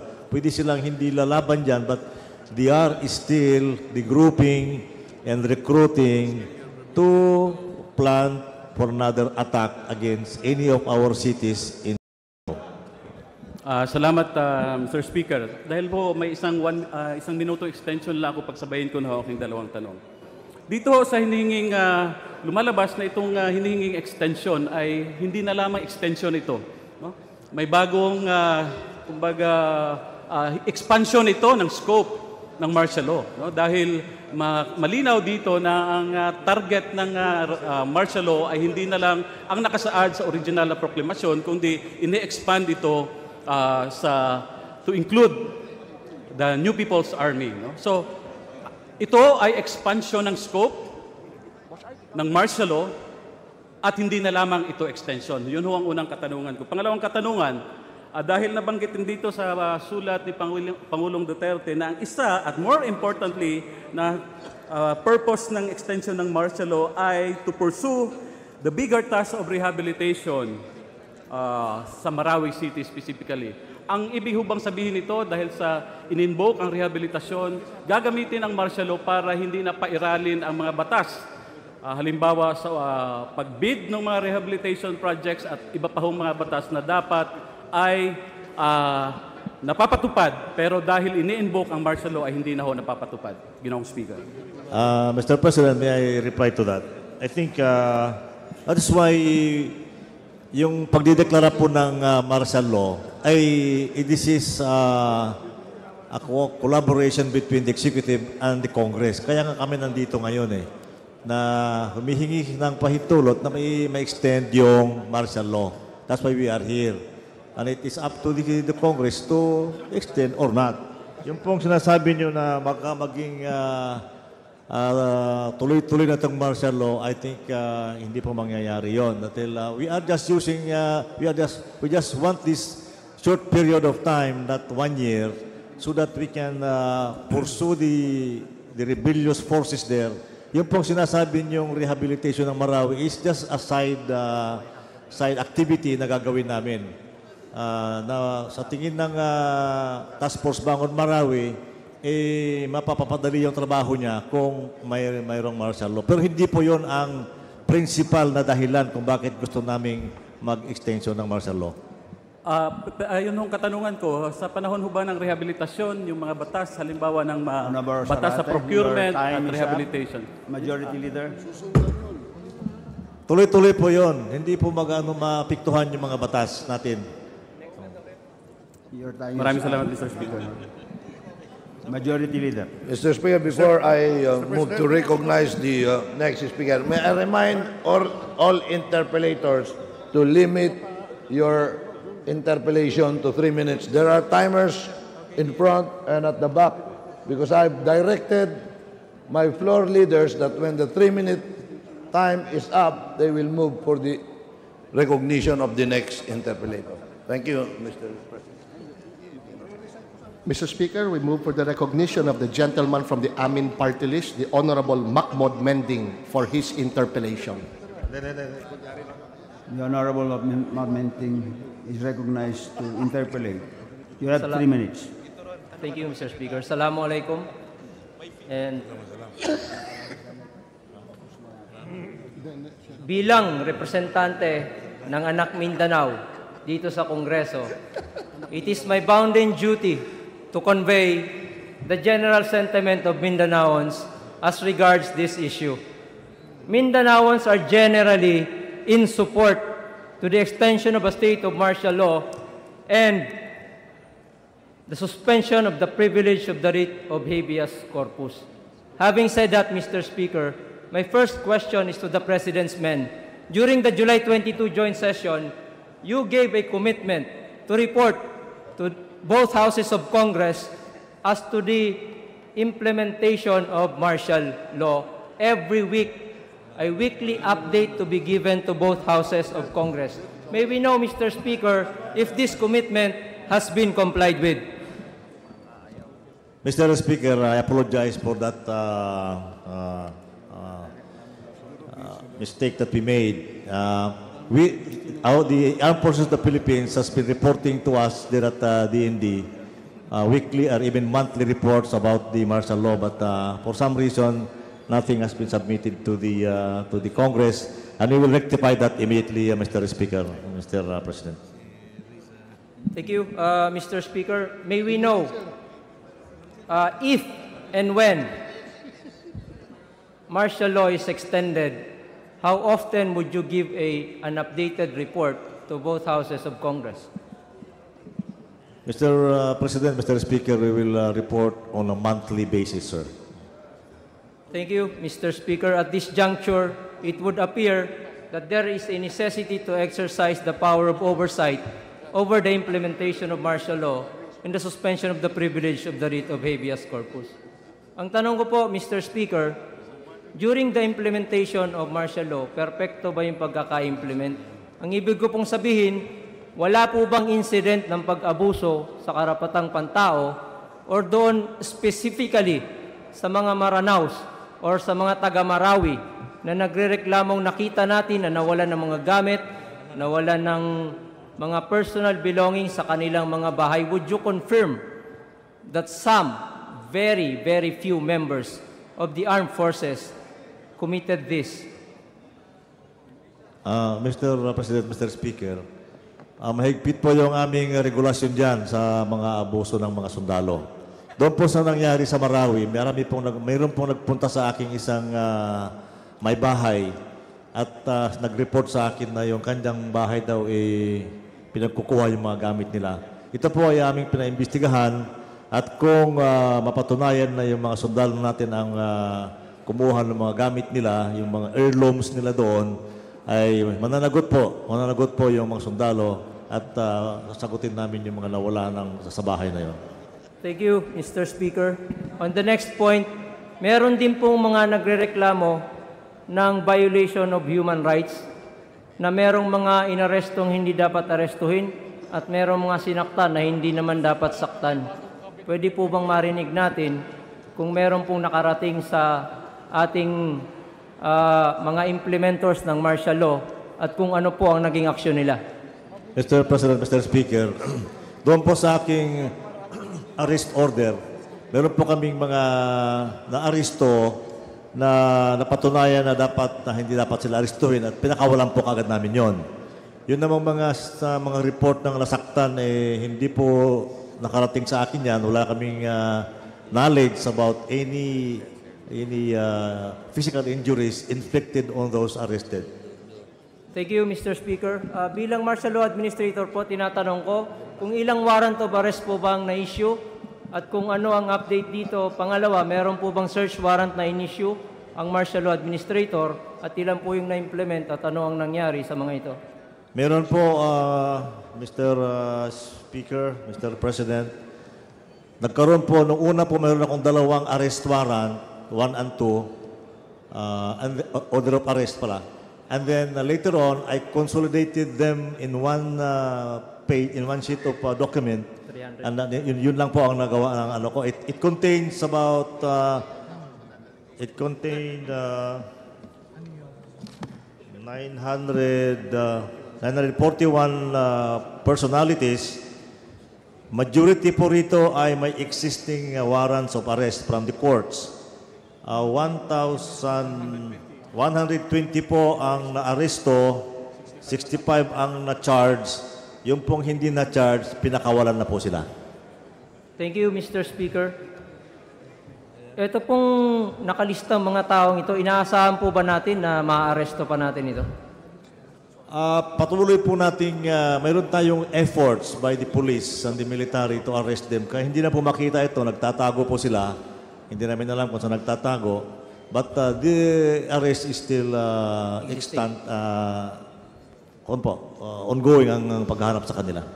Thank you, Mr. Speaker. Maraming salamat sa panahon. Inuulit ko po, ang mga Mindanaon ay sumusuporta sa pag-extend ng martial law at suspension of the privilege of habeas corpus. Pero hindi po nangangahulugan na absolute na suporta ito. Humihingi po kami ng exercise of the power of oversight over the implementation of martial law. Thank you, Mr. Speaker. Assalamualaikum. Majority Leader. Mr. President, Mr. Speaker, next to interpellate is the lady from Gabriela, the Honorable Emmy De Jesus. I move that the lady be recognized. The Honorable Emmy De Jesus is recognized to make her interpellation. You have 3 minutes. Maraming salamat, Mr. Speaker, para sa susunod na tinig ng kababaihan. Para po sa kababaihan, naghahangad talaga kami ng kapayapaang nakabase sa katarungan.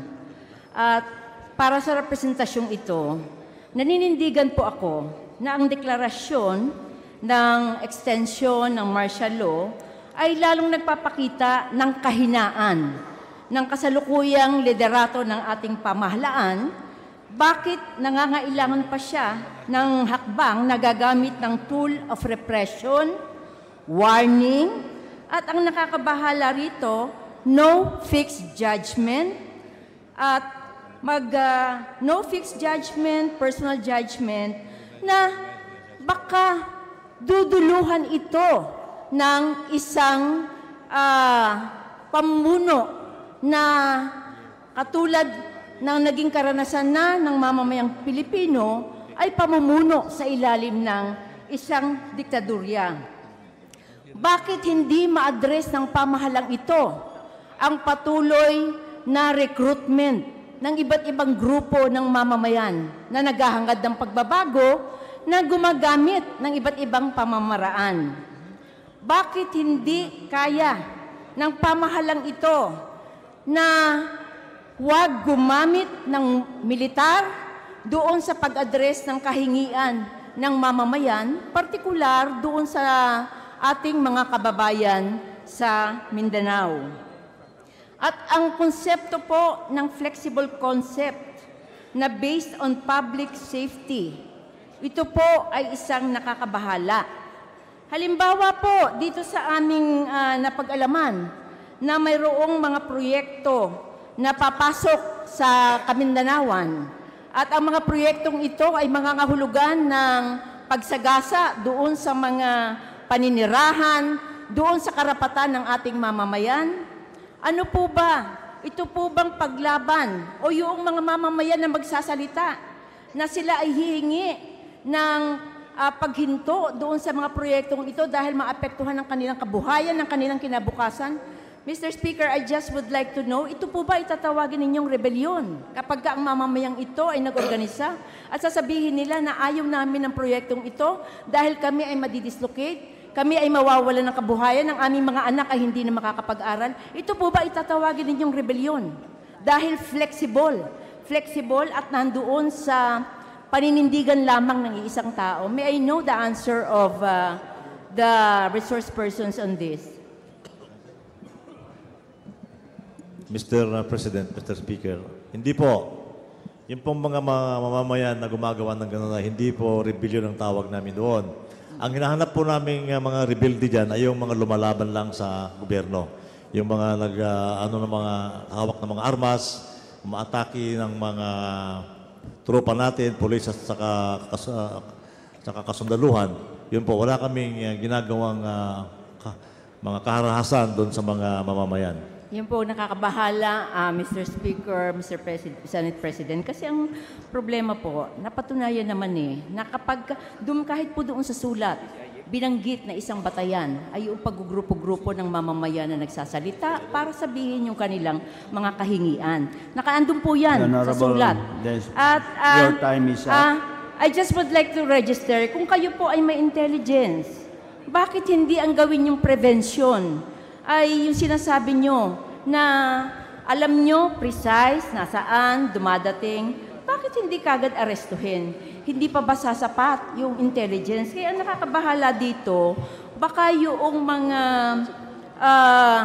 gagawin ng mamamayan ay dahil ang martial law nga ay tool of repression, this will really entail human rights violations. Mr. President, Mr. Speaker, with the indulgence of the lady, just a gracious reminder that her 3 minutes has expired. The floor leader is constrained to move for the next Mula po sa interpellator. tinig ng kababaihan, naninindigan kami na hindi sagot ang extension ng martial law. Mr. Speaker, Mr. President, I move that we next recognize the distinguished gentleman from the 1st District of Lanao del Sur, the Honorable Ansaruddin Adyong. The Honorable Adyong is recognized to make his interpellation. Mr. Sen. You have 3 minutes. Mr. Senate President, Mr. Speaker, my dear colleagues, ladies and gentlemen, this representation would like to express his deep gratitude to President Rodrigo Roa Duterte, this honorable august body, to our troops and policemen, to our doctors and medical professionals, and to the Filipino people for reaching out and helping our brothers and sisters in Marawi City in the darkest moment in Marawi's history. The Honorable Senate President, the Honorable Speaker, now that the hostilities have ended, the threat of local terrorist groups is still present. We should not be relaxed in our efforts against possible recruitment of new members. The war has resulted in the loss of many innocent lives and the destruction of homes, public structures, and institutions. There is a need, therefore, to stop violent extremism, secure the rehabilitation efforts, and ensure public safety. Mr. Senate President and Mr. Speaker, the end of the Marawi siege entails a long process of healing, reconciliation, and rehabilitation. The reconstruction of Marawi is not just building homes and structures, but also eradicating extremism, restoring broken relationships, and promoting peace and justice. Marawi will be able to stand again if there is a holistic approach to the rehabilitation process. We need to secure the rehabilitation efforts so that our people could recover morally and spiritually. The rehabilitation is not going to be easy. There will be changes, but I believe that if we work diligently and sincerely, we can rebuild Marawi and achieve long-term peace in Mindanao. Mr. Senate President, Mr. Speaker, the local government officials of Lanao del Sur are one in supporting the President for the extension of martial law in Mindanao. In the interest of peace in Mindanao, a successful rehabilitation of Marawi and the future of our children, I support the extension of martial law in Mindanao. Assalamu alaikum wa rahmatullahi wa barakatuh. Majority Leader. Mr. President, Mr. Speaker, next to interpellate is the gentleman from Anak Pawis. I move that you recognize the Honorable Ariel Casilaw. The Honorable Casilaw is recognized to interpellate. Maraming salamat, Mr. Speaker. Marami po tayong naririnig sa kapwa natin mga mambabatas maging sa media, wala ko nung paglabag sa karapatang pantao sa panahon ng martial law. Pero iba po ang makaranasan, testimonyang na ibahagi sa kinatawang ito. With the indulgence of the Speaker, may move that I be allowed to present a Mindanaoan, a victim of martial law, during the implementation of martial law and the expansion of the law, to be here to testify physically how they experience the brutality, the abuses outside of the perimeters of Marawi, Mr. Speaker. It's a motion that this representation be allowed to present a resource person to testify. Your Honor, you are only allowed to interpolate. That is the rule. There was a precedent during the joint session last July 22, Mr. Speaker, if it can be possible to also allow a resource person. It's Majority Leader. Mr. President, indeed there was a precedent in the last joint session. That's why many complained, even in the Senate and in the House of Representatives. There were so many complaints. Earlier, Senator Riveros was seeking the same permission, and the Majority Leader of the House and myself consulted the other members, and they did not agree.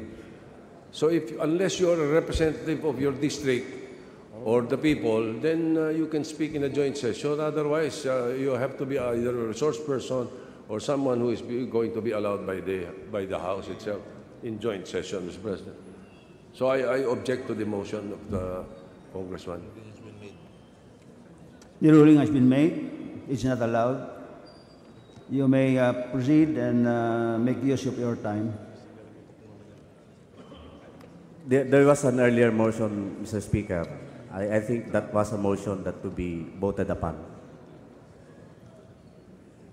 Mr. Speaker, I second the motion. Majority Leader, will you answer the question, the query of Mr. the Speaker, gentleman? Your Honor, there was a ruling by the chair that such was not permissible. So we appeal to our colleagues. No? There are a lot more of our colleagues who wish to avail of the time, or I will be constrained, therefore, to already recognize those that wish to avail of the time, considering that our resource persons and we are in joint session. Okay, so Mr. Speaker, thank you. Again, they lack the opportunity to present. They don't have access to the media.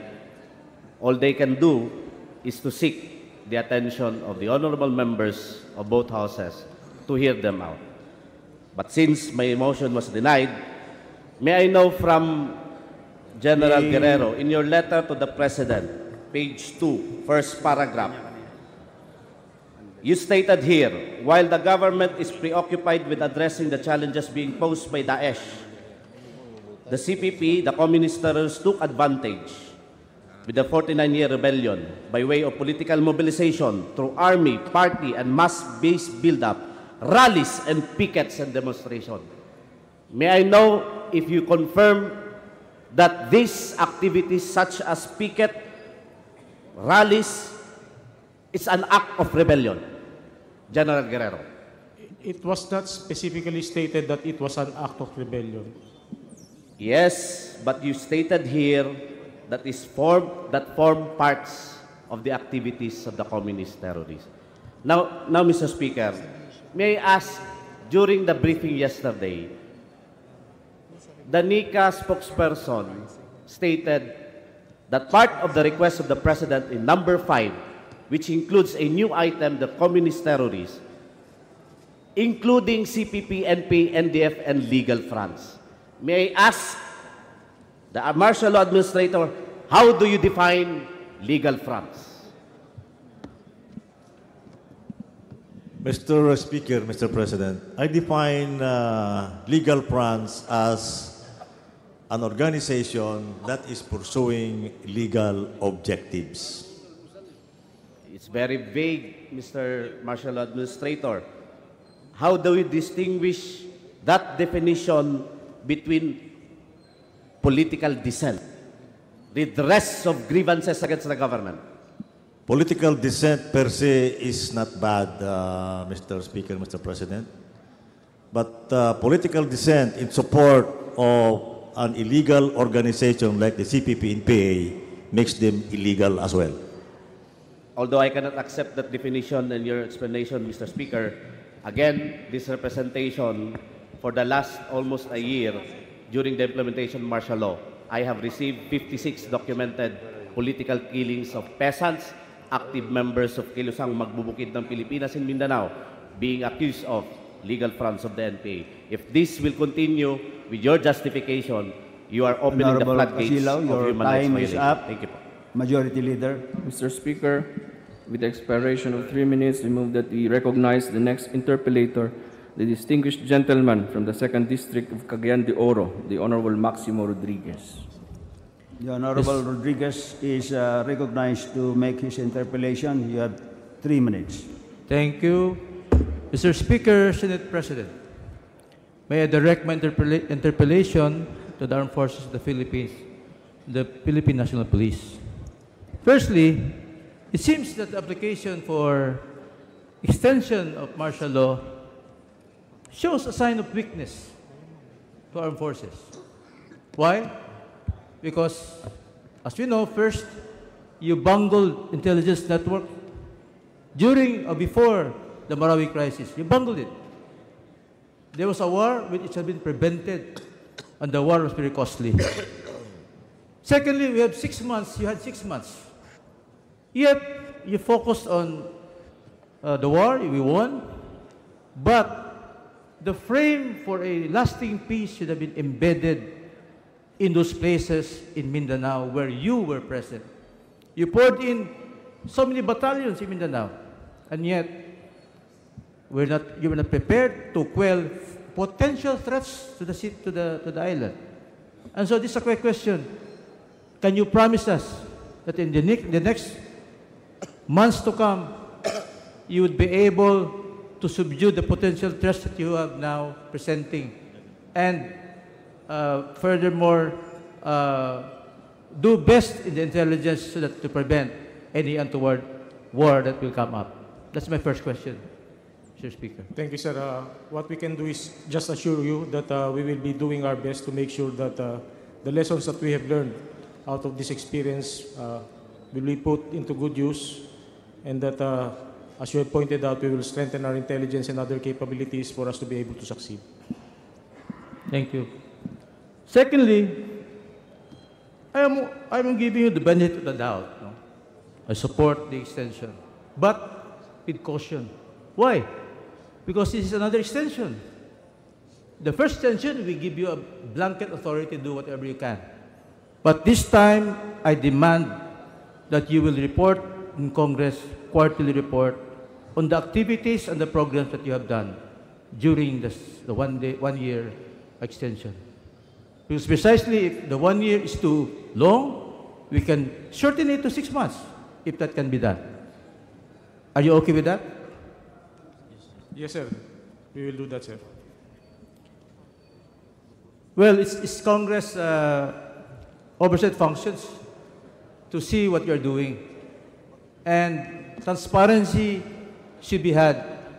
We are way out of confidentiality anymore. This is out of the box. You have to show to us what is to be done and what you have done. And as a sign of gratitude also, I thank you for keeping the peace in Cagayan de Oro City, my city, which is just 1 hour away from Iligan. Mr. President, Mr. Speaker, we welcome the suggestion of the good Congressman from Cagayan de Oro, so that it will become a cooperation and collaboration between us in solving the problems of Mindanao. Thank you, sir.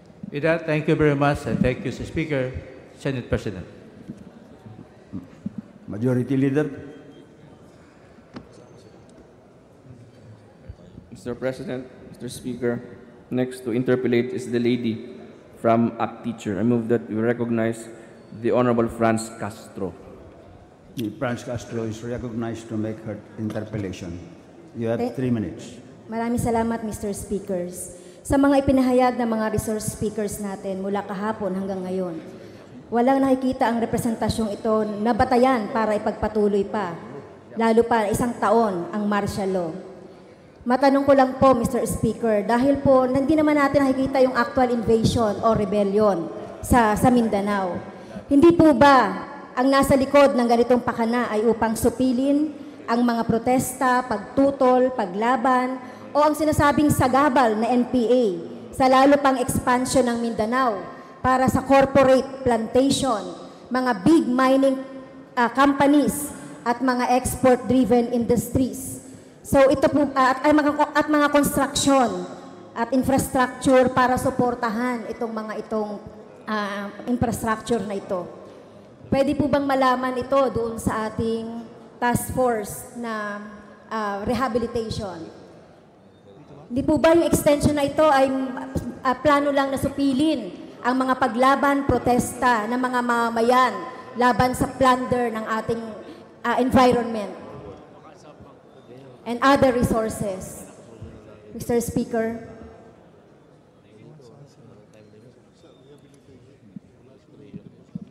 Mr. Speaker, Mr. President, wala po dito yung chairman ng task force Bangon Marawi. Pero balikan ko po yung sinabi ni Congresswoman about kung kasama yung mga, ang tawag nitong mga grupo dyan na lumalaban sa mga against plantations or everything. I think mayroon tayong mga batas dyan na sumasakop sa mga pagpapatakbo ng mga plantasyon at saka yung ano pa dun sa mga especially sa Eastern Mindanao. At sila po yung tumutugon sa mga suliranin ng mga plantation workers at saka yung plantation owners. Ang amin po doon ay mapanatili lang ang katahimikan sa lugar para naman hindi magdadumanak ang dugo at hindi magkaroon ng mga violenting insidente. Sa nakaraang martial law, sa kasalukuyang martial law, Mr. Speaker, magkano ba ang nagastos na pondo sa loob ng 7 buwan na implementasyon nito? Maaari po bang malaman sa ating administrator? Mr. President, Mr. Speaker, ang nagastos po doon sa buong panahon ng martial law, itong martial law na ito, mula noong 23 May hanggang sa kasalukuyan, ang gastos po ng military lang sa operation ay maabot ng mga 4 billion, 4 na billion po.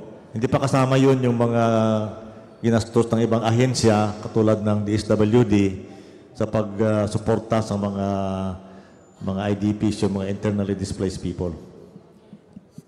4 billion. Yung rehabilitation po sa Marawi, totoo po ba na kailangan natin ng 90 billion? Mr. Speaker, Mr. President, yun po ang estimate na pinalabas ng mayor ng Marawi City. Pero kasalukuyan po ay meron tayong mga grupo dyan at tinatawag natin na post-conflict needs assessment na nag-a-assess o tinitingnan nila, tinisurvey nila yung area kung magkano talaga ang gugugulin natin para may rehabilitate ang Marawi.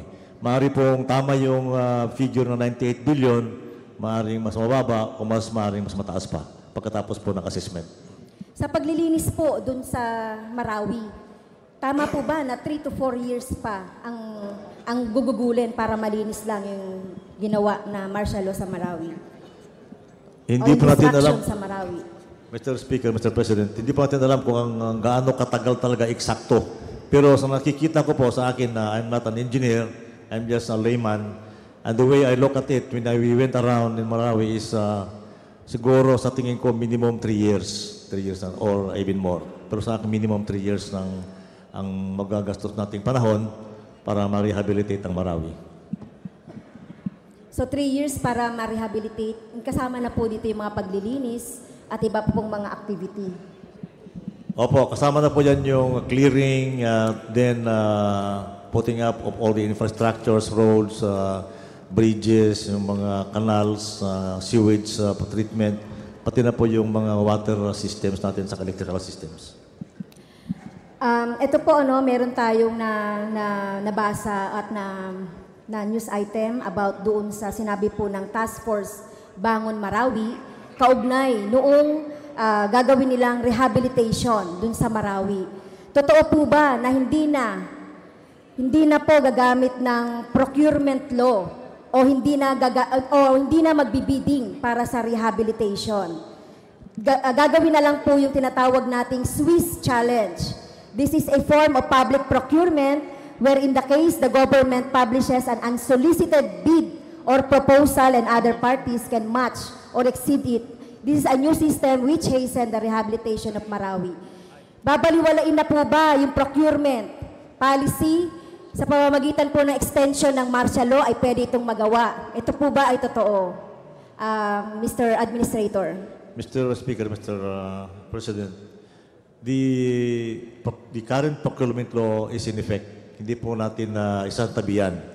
Kaya lang po, doon sa Marawi, may mga procurement dyan na agaran kaagad. Kaya inaalaw tayo, case-to-case basis lang, pinapaintulutan tayo ng gobyerno na magkaroon tayo ng emergency purchase, like ng pagkain, saka yung mga iba pang kailangan kaagad, mga gamot. Pero yun pong mga ibang material ay dumadaan po sa... Hindi po, ang tinutukoy po dito, Mr. Administrator, ay yung rehabilitation mismo. Hindi po yung mga immediate na pangangailangan ng mga bakwit. Hindi po. Hindi po. Dadaan lahat yan sa proper procurement procedure. Okay. Your Last na lang po, Mr. Speaker. Magkano po ang ina-expect ng ating gobyernong magagasto sa bala, sa bomba, at anumang gamit panggera sa isang taon na gagawin natin na martial law sa Mindanao? Wala pa po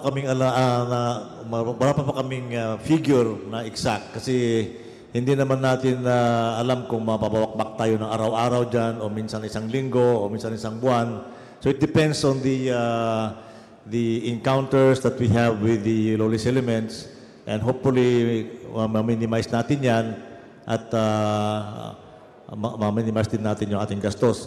Ang hinahanap po natin ngayon ay ma-reimburse kami, ma-reimburse yung armed forces nung ginamit nila nung itong martial law na to, nitong taon na to, na 4 billion. Kasi po, yung nagamit namin yung ating stocks for the whole armed forces. At kung maibalik sa amin yung pera na yon, makapag-stock ulit kami, and that will hopefully sustain us for the next year. Mr. Speaker, next to interpolate is the distinguished gentleman from the 1st District of Cebu.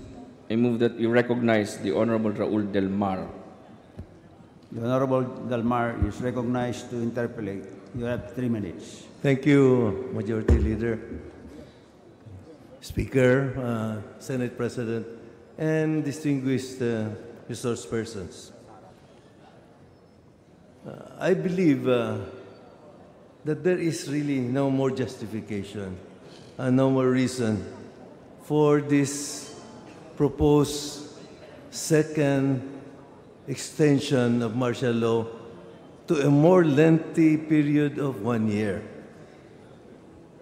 The conditions of the proclamation and the first extension cannot be used anymore for this extension, as the said conditions then have materially and substantially changed now. This is confirmed by no less than Secretary Lorenzana when he said specifically that conditions have substantially changed. And earlier on, he was also quoted to have said,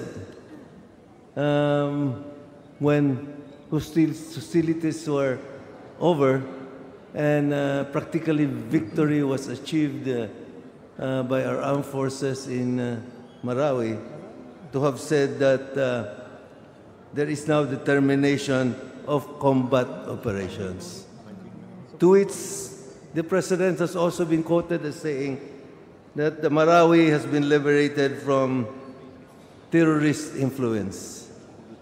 So, this being the case, Mr. Speaker, what is used as a justification are merely threats or the regrouping and the recruitment of the enemies and other parts of peace and order problems in other parts of Mindanao, which I believe does not necessitate the extension of martial law, because these are conditions and criminalities and illegal acts and violence that can be ably handled by our armed forces. We have the highest confidence in our armed forces that we believe that they are capable of addressing these concerns. Now, let me also ask our resource persons, isn't it the fact that even if the fighting has been won in Marami and the threats to peace and order in the other parts of Mindanao have been addressed by the armed forces? May I remind the gentleman, do you your time believe, is up. yes, I went up. Do you agree that there will always be threats? You cannot avoid threats. They will.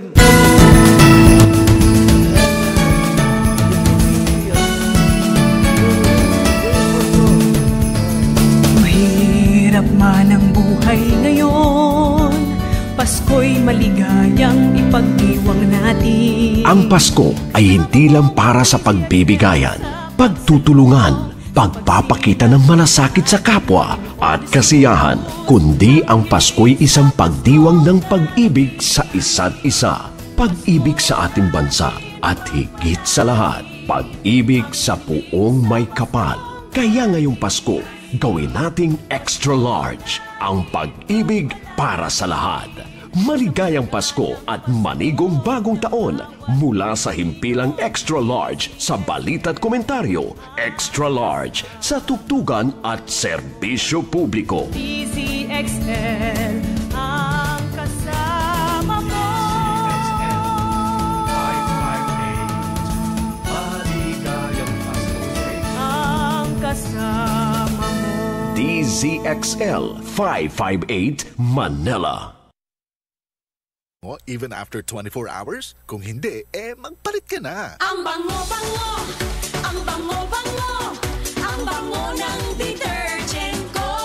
Sa pabanguhan ng detergent with Fabcon, ano nga bang mas gusto? Ayon sa research sa Metro Manila, halos 80% ng mga misis mas gusto ang bango ng Pride with Fabcon kaysa leading brand even after 24 hours. Dahil ang Pride may tuloy bango microbeads para sa bangong tuloy-tuloy buong araw. Tuloy-tuloy bango. Kaya misis, tuloy na sa Pride with Fabric Conditioner. Tuloy-tuloy bango ng Pride with Fabcon ko. Ituloy ang bango with Pride. Pride with Fabric Conditioner. Manufactured by ACS Manufacturing Corporation. ISO certified. World-class quality. Ang galing ng #1 Smart Dishwashing Paste, nasa Smart Dishwashing Liquid din. Tanggaling-galing sa presyong magaling din. May tanong kami sa mga misis. Mas importante ba ang paramihan ng hinugasang plato o ang tunay na kalinisan nito? Hoy! Misis! Kahit milya-milyang plato ang kaya ng dishwashing liquid mo, sa kaunting patak na hinalo sa tubig, sigurado ka bang tanggal ang sebo at bakterya? Hoy! Misis! Dapat magpaka-smart tayo. Sa Smart Dishwashing, tanggal ang sebo, tanggal ang bakterya. Tanggaling-galing! Kaya misis, magpakatotoo. Mag-Smart Dishwashing tayo. Smart Dishwashing. Manufactured by ACS Manufacturing Corporation. ISO certified. World-class quality. ACS.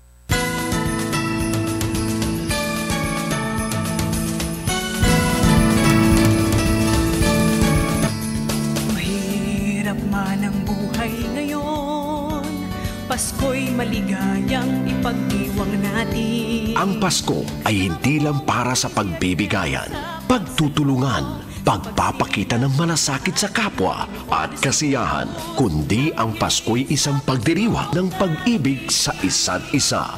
Pag-ibig sa ating bansa at higit sa lahat, pag-ibig sa puong may kapal.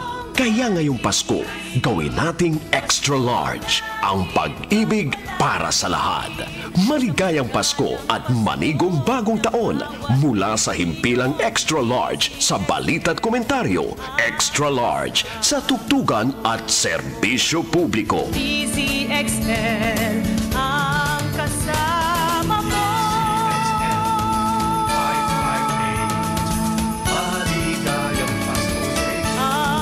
kasama mo. DZXL 558 Manila. Mula sa RMN News Nationwide, ito ang Sound of the Nation.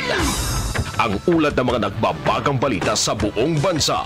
Mga balita sa iyong rehiyon at sa buong nasyon. Ito ang Sound of the Nation.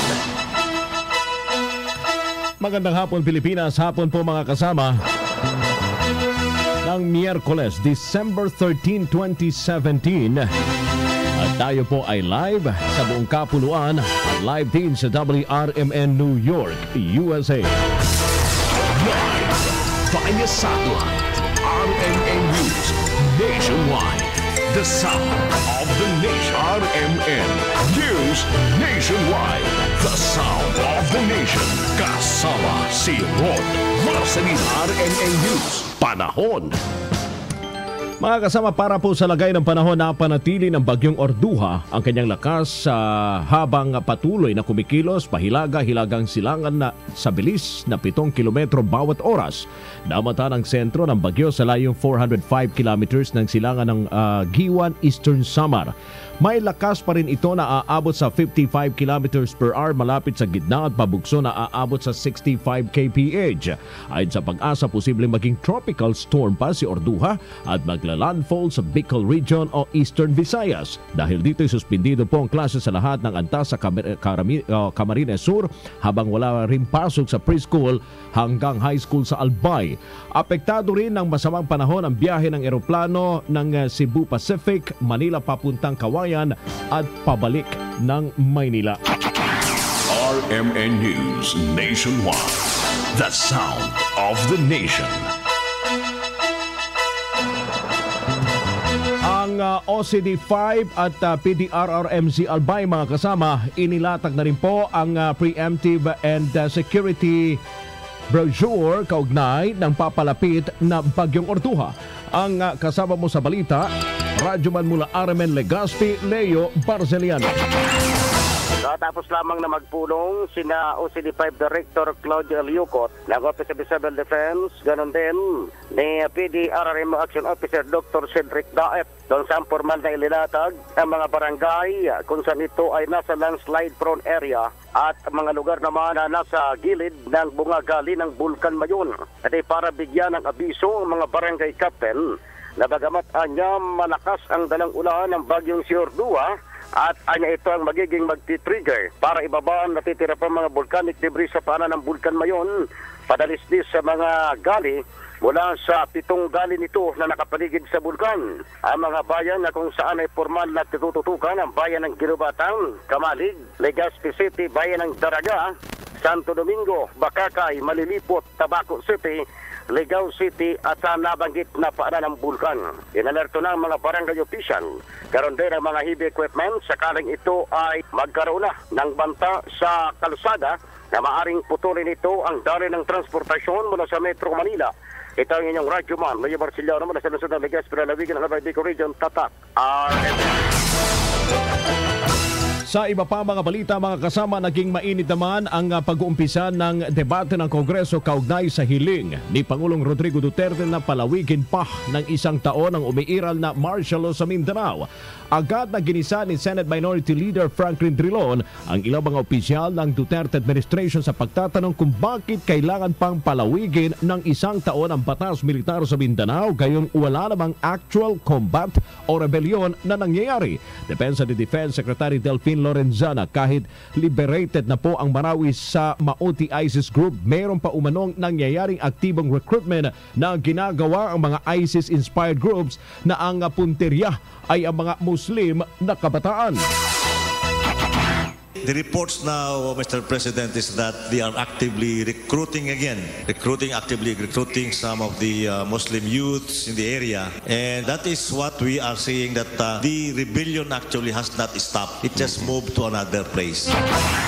Bago nagsimula ang interpellation, nagbigay ng justification si Executive Secretary Salvador Medialdea na hindi nila intensyon magkaroon ng unlimited martial law dahil layunin lamang ng gobyerno na umiral ang pangmatay matagalang kapayapaan. Samantala, present din bilang resource person sa panig ng Malacanang sina PNP Chief Director General Ronald De La Rosa at AFP Chief of Staff Ray Leonardo Guerrero.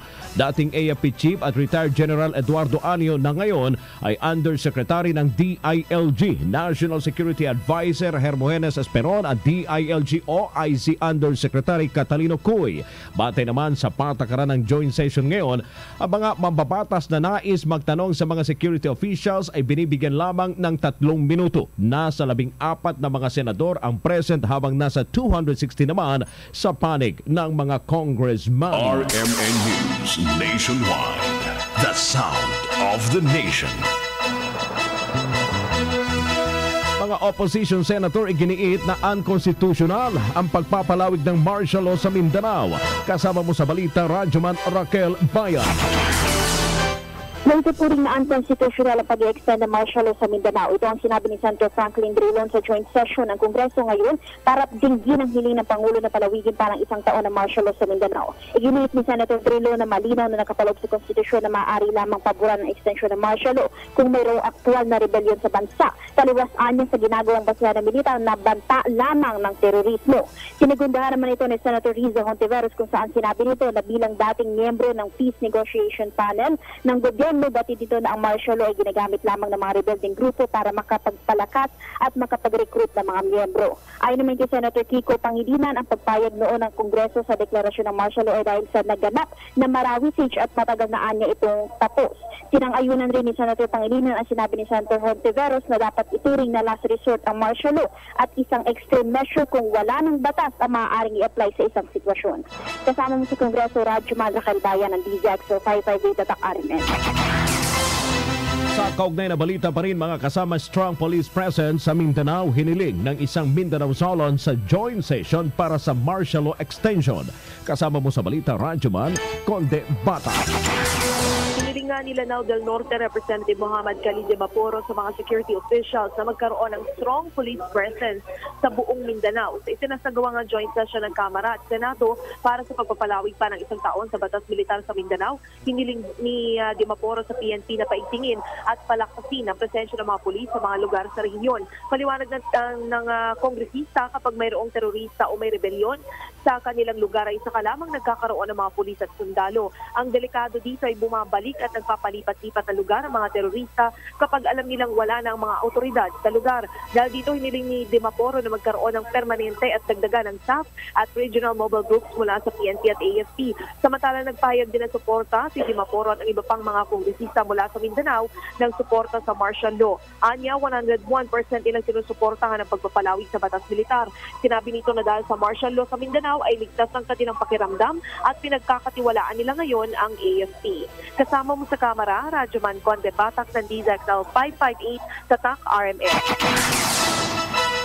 Ang mga militanteng grupo mga kasama nagsagawa naman ng kilos protesta sa harap ng House of Representatives kasabay ng pagtalakay sa extension ng martial law sa Mindanao. Ang kasama mo sa balita, Radyoman Mike Guyago. Sinabayaan ng kilos protesta ng iba't ibang mga militanteng grupo ang isinasagawang joint session ng Senado at Kamara para sa extension ng martial law sa Mindanao. Nagprograma at nagladlad ng mga banner at streamers ang iba't ibang mga grupo sa harap ng House of Representatives. Ayon sa grupong Anak Bayan, manganganak lamang ng iba pang grupong terorista ang pagpapalawig sa martial law. Sinabi ng grupo na madali kasing ma-recruit ang mga teroristang grupo ang mga biktima ng pang-aabuso sa kabalamtasang pantao. Naniniwala ang grupo na mareresolba lamang ang kahirapan at inustisya sa Mindanao sa pamamagitan ng pagpasa sa Bangsamoro Basic Law. Kuda naman ang Human Rights Group na karapatan na baka hindi dumaan sa bidding at madali lamang pasukin ang mga lugar na sasaklawin ng mga rehabilitation efforts dahil wala ng question sa ilalim ng iiral na batas militar. Kasama mo sa Quezon City ang inyong radyoman, Mike Guyagoy ng DZXL 558 Tatak RMN. Ang martial law po sa Mindanao nakatulong sa pag-angat ng 12% sa negosyo ng Davao City. Ang kasama mo sa balita, radyoman mula RMN Davao, Joel Viray. Bahagyang umakyat umakyat ang negosyo ng lungsod ng Davao sa kasagsagan ng pagpapatupad ng martial law dito sa Mindanao. Sa huling talaan ng Davao City Investment Promotion Center, tumaas ng 12% ang komersyo ng Davao City dahil sa umiiral na batas militar sa Mindanao.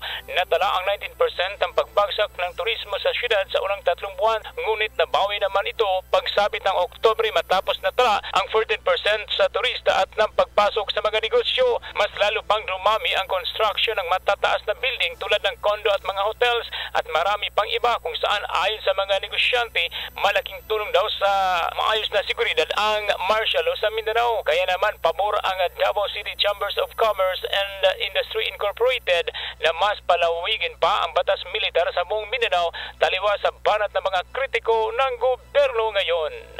Kauban mo sa RMN Davao, Radyoman Joel Veray, Tatak RMN. RMN News Nationwide.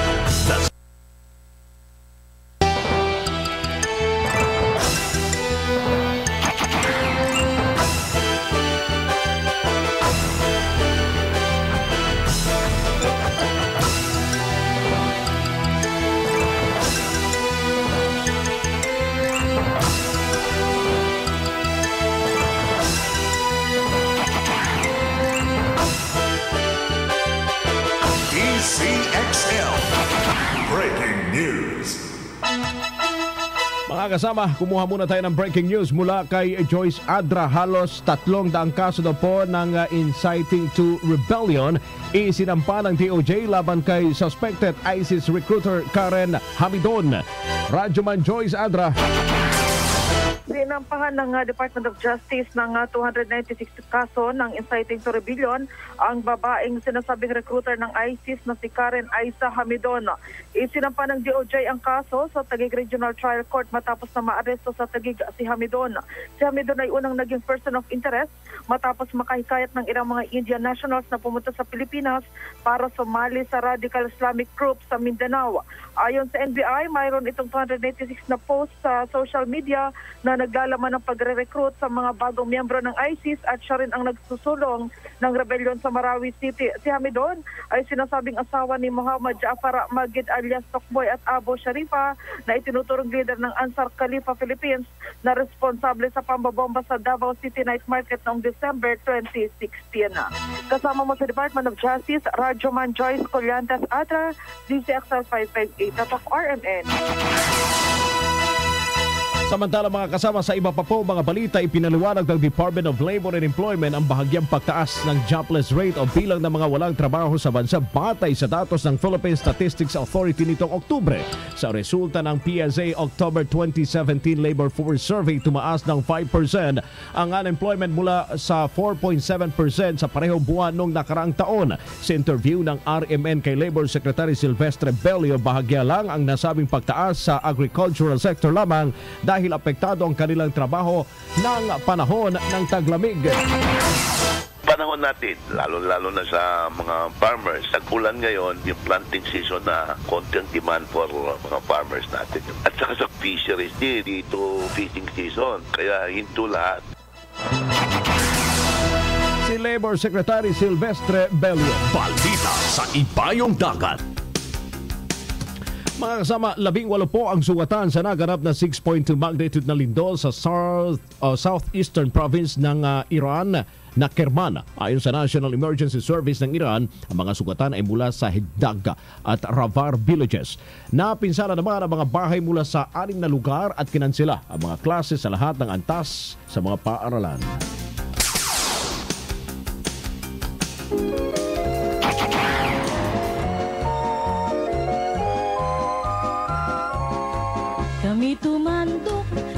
At sa mga taga Bacolod, mga kasama, susunod na po dyan ang programang Target Tanay sa Udto.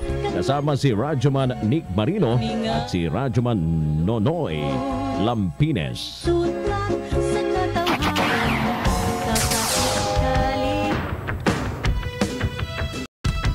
At yan po mga kasama ang ating mga balita ngayong tanghali. Ito pa rin sa RMN News Nationwide, the sound of the nation.